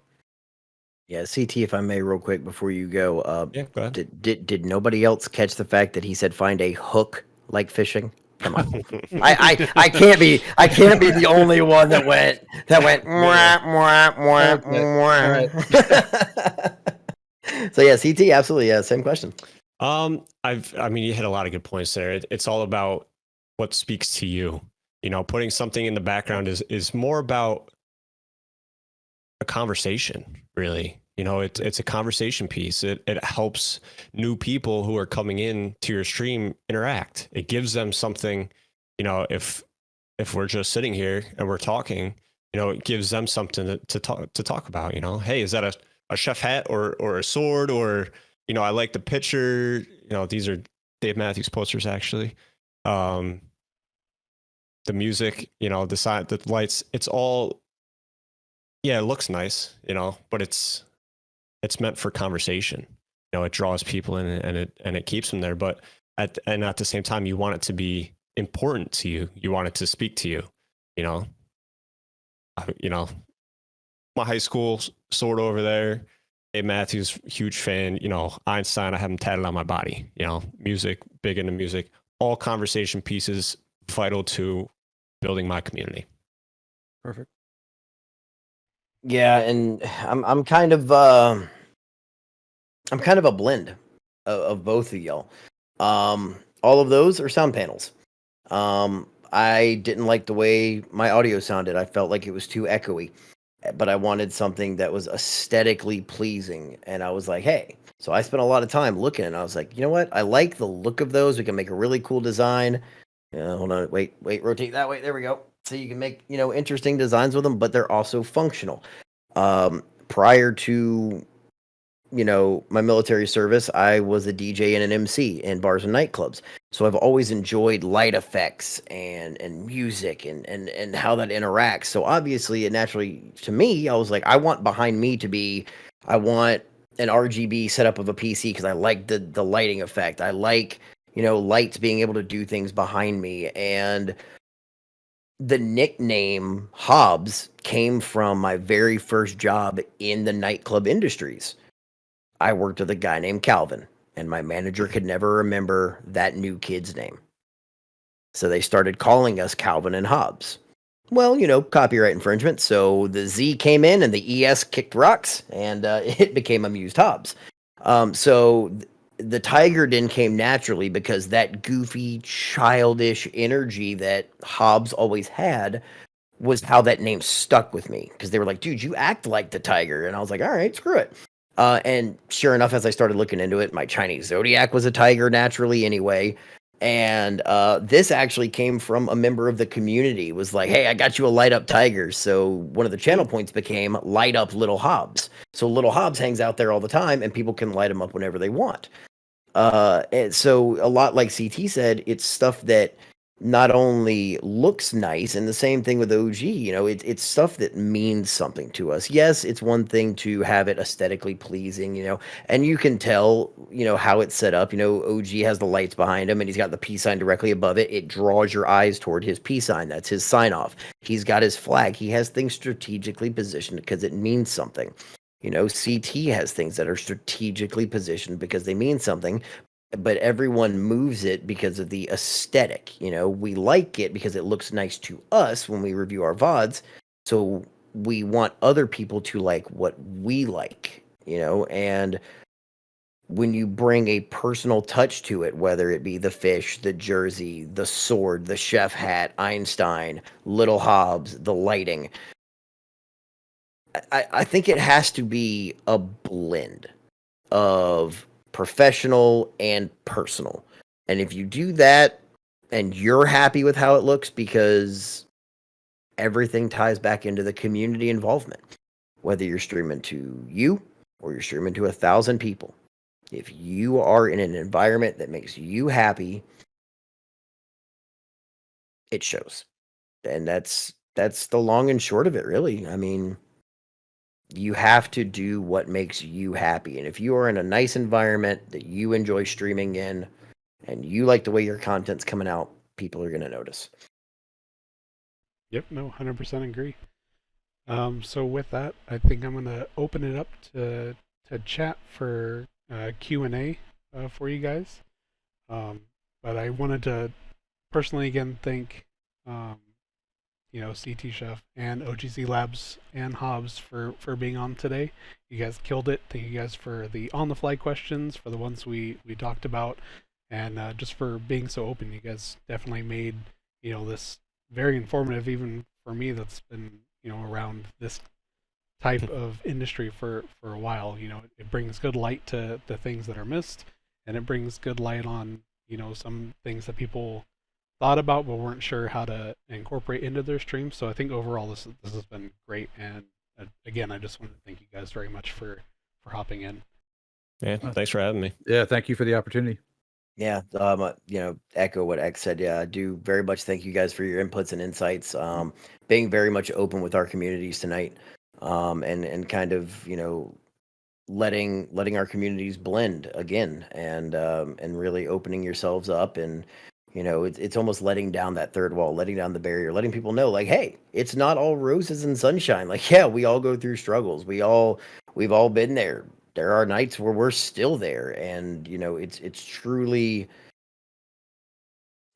humbling to know that there are people who want to come and be a part of these talkcasts, with these communities, and share your real life experiences with streaming. So from the bottom of my heart, it means the world to me to be able to come on here with X and meet new streamers and meet new content creators and get all these different insights from everyone. And it's, I say it all the time, but it truly is a dream come true to be able to do this. So I truly do appreciate you guys coming and being a part of this tonight. Absolutely. Thank you.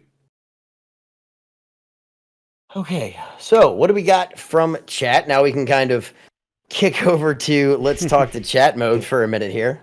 So if anybody in chat has any last minute questions, any by the ways, anything that we didn't cover, floor is completely wide open for OG and CT and X. I'll let you run with chat's questions. All right, so it looks like we have a little bit here, so we'll start with the first one. So this question is to both OG and CT. What would be the one recommendation to anyone that wants to transition from a viewer to a streamer? I would say don't do it half-ass. If you're gonna do it, do it. Yep. Make the investment in, and CT said this actually before. Make the investment in lighting. As you can see, I'm a nighttime streamer, so my look here with the sunshine coming in isn't that good. But take the time to do the research and watch the streamers that you like, and look, copying ideas is not that's flattery. So take the pieces that you like of different streams and try and emulate it in your own style, if you know what I mean. But don't just flick on the camera or flick on the stream and I mean, kind of have a little bit of an idea of what you want to accomplish and a plan. If you half-ass it, you're going to be like, there's too many other people that just flip on a screen and it's gameplay and there's no interaction with chat.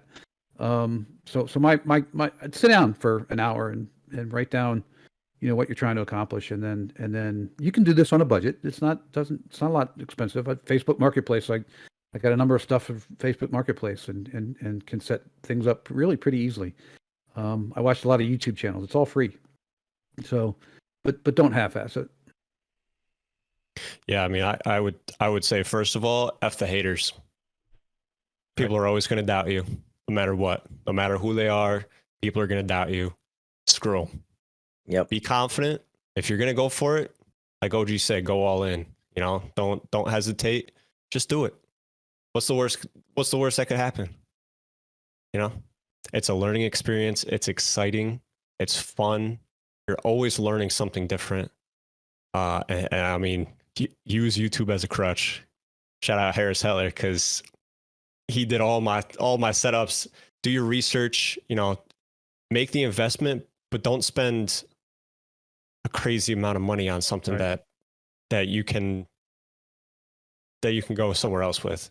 We were talking before about our microphones. Like, you see people with the Shure SM7Bs, right? It's a beautiful microphone. It sounds amazing. It does so much. But there's other options out here. I have the Pod Rode mic, or the Rode Pod mic. I'm sorry. It's $100. Instead of spending $500.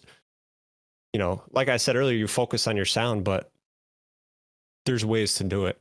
Just make sure that you do your research. Don't get one idea in your head and say, this is what I want, this is how I do it. Make sure you explore options so you don't go too far down the rabbit hole, and you can still have fun without worrying about spending money on certain stuff. I want to add one more thing, because I don't want to. What I said sounded like I was telling you not to do it unless you're going to do it full speed. Don't let the intimidation of playing online in front of people not keep you from doing it. Take the step. I'm just saying, when you take, don't be afraid to take the step, and take the step. Just when you take it, make sure that you know where you're stepping, rather than just stepping blindly into something that you think is going to be something. But I encourage you, if you're a viewer and you want to start doing this, you can do this. Everybody can do this. Just do it with some thought. That's all. Yeah, I 100% agree with both of you on that. And OG, I don't think it was.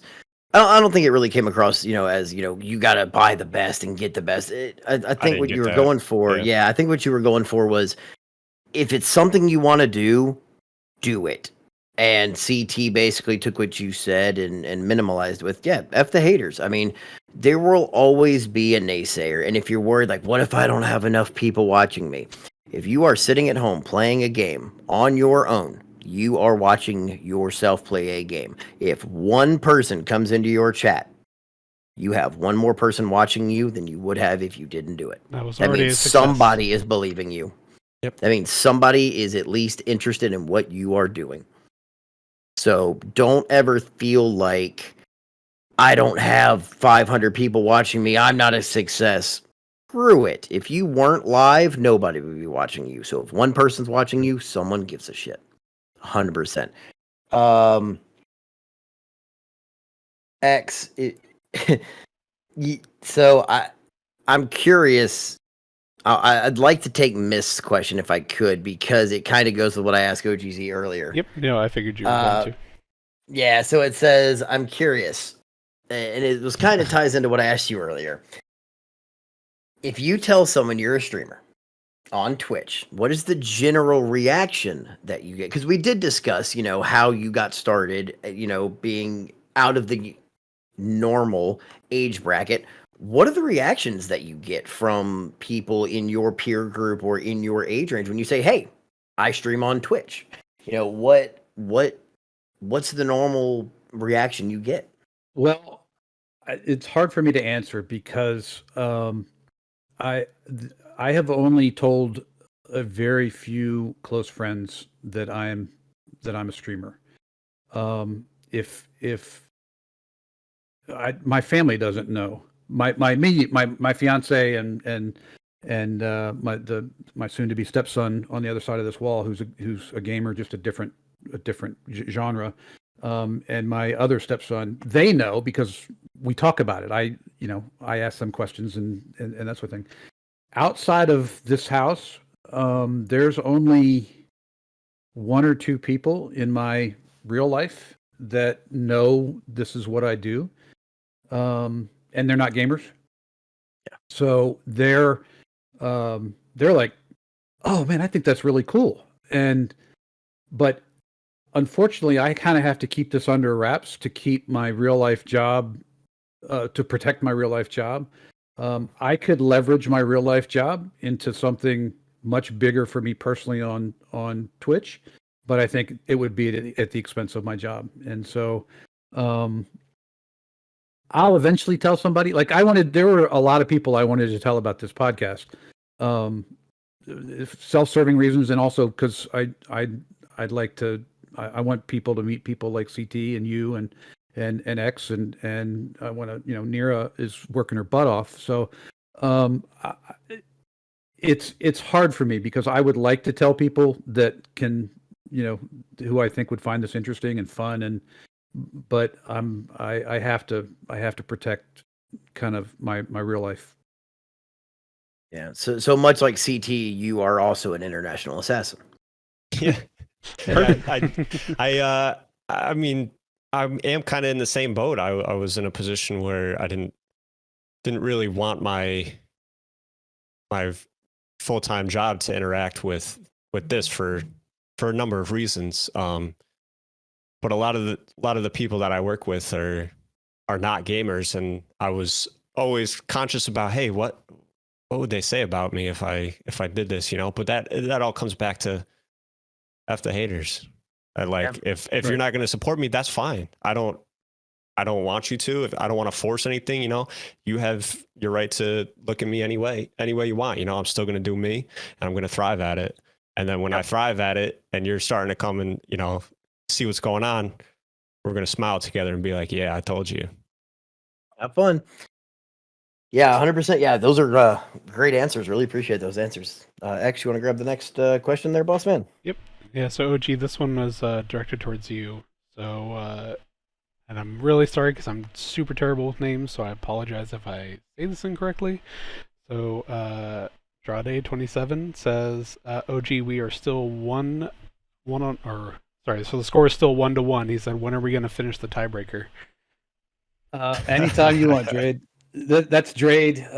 He's one of my he's probably one of my biggest supporters. I can't thank him enough for the support that he gives me. Both from he supports the channel, but he's just a good friend, and he helps my mental health when I'm having bad days. He's always there. Anytime, G or Drade, having watched my stream, I got to get my win first, and then Katie bar the door. We can do whatever we want. Nice. Hell yeah. So the next one, and probably what we've all been thinking, given what we saw on that glorious camera of CT's. CT, the question from Acentic is, can you actually cook? I want to know Oh this. boy. I mean, I can grill a mean Pop-Tart. It's about it. Hey, Well, specifically, Pop-Tarts are Acentic healthy. wants to All right, know. so this is my girl's doing. All right. That's If it what we've wasn't been for looking her, at. there Wow. would be no chef in the house. I mean, it's Oh cold now, wow! but that's No, okay. Acentic. Yeah, no steak for you, Acentic. You're out, brother. But I do and then cook up the Acentic. content. Acentic did have another question for OG, and it does cover what we discussed earlier. He does want to know what OG does for work. He is an international assassin. Yes. No, OG and CT, both of their IRL careers, unfortunately don't allow for them to put that out in a public forum. So we're only going to address their streaming aspects. They are both cracked at playing the games that they play.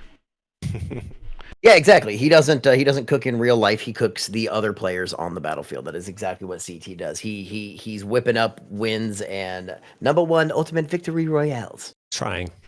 Yeah. Trying. Exactly. Trying.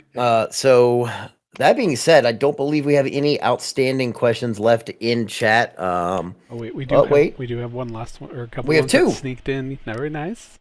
There we go. So the last two questions of the evening, X. I'll let you pick whichever one you want of those, and I'll take the other. So CT, this one's for you. It says, so where did the username come from if he can't cook? Well, my nickname in real life is CT. Everyone calls me CT. It was just kind of a nice, I mean, alliteration, I guess. It's not really, but I came with the mindset that, I was going to cook it up, play whatever game I was playing. I was going to cook it up, whether it be the gameplay or the vibes or whatever. And it stuck. I kept it and I ran with it. I'm just saying, awesome. That's awesome. You should be an Overcooked main. You just play That's awesome. Overcooked all the time. All day. All day Overcooked. That's all you do. Overcooked and Sim City Restaurant. That's it. Those are your two mains. I play nothing but. All cooking only, That's incredible. CT, this one's also for you. It says you have a very active personality on stream. Does that come naturally? Has it always been something? Have you always, found yourself to be very charismatic, or is that something that came with time? Like having been on stream, now you're sitting here saying, "Hey, now I want to be more outgoing, and I need to work on the charisma." I mean, that also comes with genuine excitement for what we're doing here. I'm genuinely excited when people come in and I see familiar faces, and it gets me excited. In terms of personality outside of this, I would say, yeah, I'm like we said earlier, what you see on here is what you get in real life. It takes a little warming up for me. I am a little shy at first, as I feel my way around, but I mean, I'm to a point now where I'm confident in what I'm doing and I'm comfortable, and like I said, it's just excitement for me. Yeah, I think OGZ said it really well earlier. We are all extroverted introverts. Yeah. And again, the theme of tonight has been at its core community involvement, and knowing people coming back to your chats, knowing those people who are consistent regulars in chat, you start to develop those interpersonal relationships with people. So naturally it becomes less of, oh my God, I got to talk to a camera and I got to look straight at this camera. And, you just become hanging out with your friends that are, it's no different to me, at least, than my buddies texting me while I'm playing a game. I mean, texting them back. I just happen to be able to respond a lot faster. It's a lot easier to respond. Yeah. Yeah, that's it. But to me, it's just a giant group chat while we're all watching a TV show, really, because what I'm doing in the game is what most people are commenting about. Or, hey, good win, or what's the strategy, or what are we playing next? Or, I've been playing the Maneater game recently. It's, hey, go eat that person. Okay, shit, let's go. Nom, nom, nom, nom, nom, nom, and off we go. And I think the charisma or the outgoing personality types, it comes from just natural interaction with chat. I 100% agree with you on that. Yeah. Looks like Boss has one question here. Yep. I'll just ask him later when we pop into chat. No, hold on. It's OG. What's your base? Well, no, what's your best personal best? Oh, I thought he said what's your base. I was like, I'm primarily a saltwater angler, so that tarpon in the background is about 175 pounds. Is my PB on the tarpon. Sheesh. I've kind of been wondering, can we see the whole fish? Yeah. I've been waiting for the whole. Wow, that's a lot bigger than I thought. That's a fish. So that's actually about 4/5 of. That's actually not the fish I caught. You're not allowed to do that anymore. They just make it based on measurements. That was something actually another angler gave me kind of as a thanks. That's still hefty. That's probably about 130, 140 in terms of size. So 175. They're not necessarily much longer, but they're a lot wider. So 175 my PB on tarpon. Bass is probably somewhere in the 9-pound range. I lived in Florida for 20 years and had a chance to fish Okeechobee. So they're monsters. That's a hefty bass. Yeah, they're monsters. Well, you're fishing with shiners that are this big. So that's incredible. Oh, that's awesome. So yeah, I don't know what else to ask you guys tonight. You guys have been absolutely just incredible. From the pieces of your personal lives that you have shared with us, to streaming insights, to just pure unadulterated comedy, getting hooked on fishing, to chefing it up with Einstein. It's been an absolutely incredible podcast, guys. And obviously I'll be kicking it over here to X to wrap up the evening. But for me personally, I truly do appreciate you guys joining us tonight. So thank you very much. Had a great talk, Hobbs. Thank you. And thanks, guys. Tops. Thanks. Oh no. Hold on, wait. Oh, X. Yeah, it's we're going through a packet loss. Just 1 second, guys. Oh no. Ladies and gentlemen, you'll be experiencing some turbulence. CT spilled the eggs. It's okay. We're good. We'll clean it up. I can eat my fries now. Yeah, now you can eat your fries. This is the Twitch version of the Dev Air. Oh, we're back. There it is. Oh yeah. Dev Air is done. Nope. We are back. So yeah, but yeah, like I said, guys, thank you very much on behalf of myself and the whole TalkCast team. Thank you guys very much for being here tonight. And X, it's all yours, brother. No, as always, I want to thank all of you guys, and not just here for our guests, but also in chat as well. Being interactive and bringing those great questions. Yeah, this has been another great success. And I'll lose you again. He's definitely I think he packet lost again. Oh, I don't God, know. No. I blame sandstorms on Jupiter. A great sandstorms, great. We made it 90% of the way. Wait for it. Maybe. Timmy? He's back. Timmy? Well,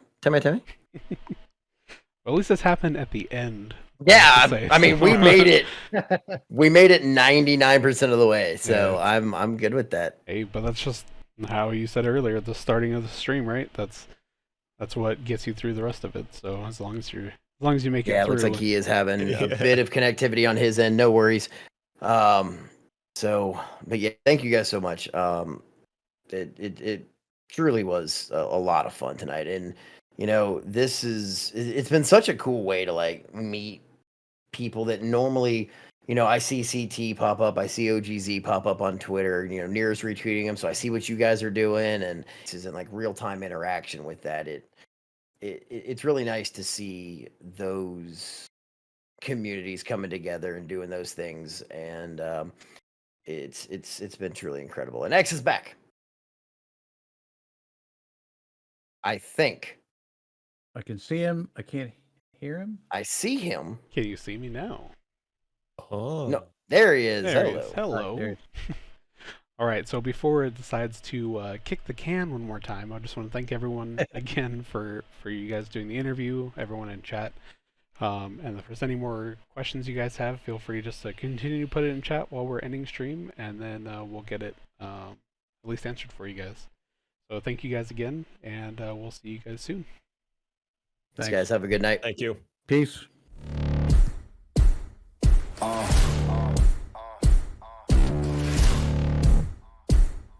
Yeah.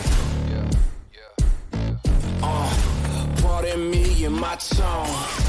You can't step to my throne. They ain't working like me.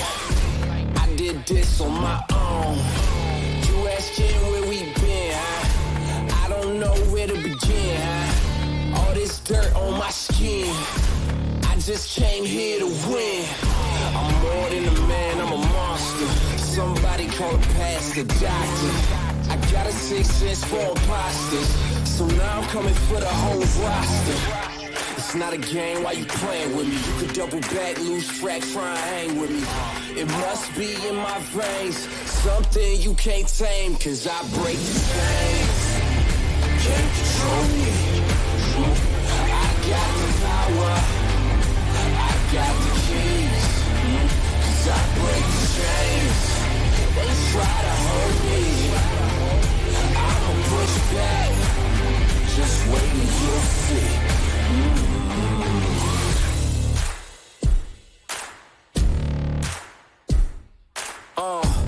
Please excuse me, your honor, but you can't hold me no longer. Can't you feel the vibrations? I broke out and left traces. Go ahead, try catch me if you can, man. You'll be looking all night, I'm the Sandman. New York, London to Japan. I'ma show the whole world who I am. Boom, boom, major look, huh? Yeah, this one is for the books. All these chances I took still, I move straight on these rooks now. Hold me up or hold me down, have my back or hold my crown. Either you with me or not, but you better give all you got, cause I break the chains. Can't control me. I got the power, I got the keys, cause I break the chains. They try to hold me, I'ma push back. Just wait and you'll see. Mm-hmm.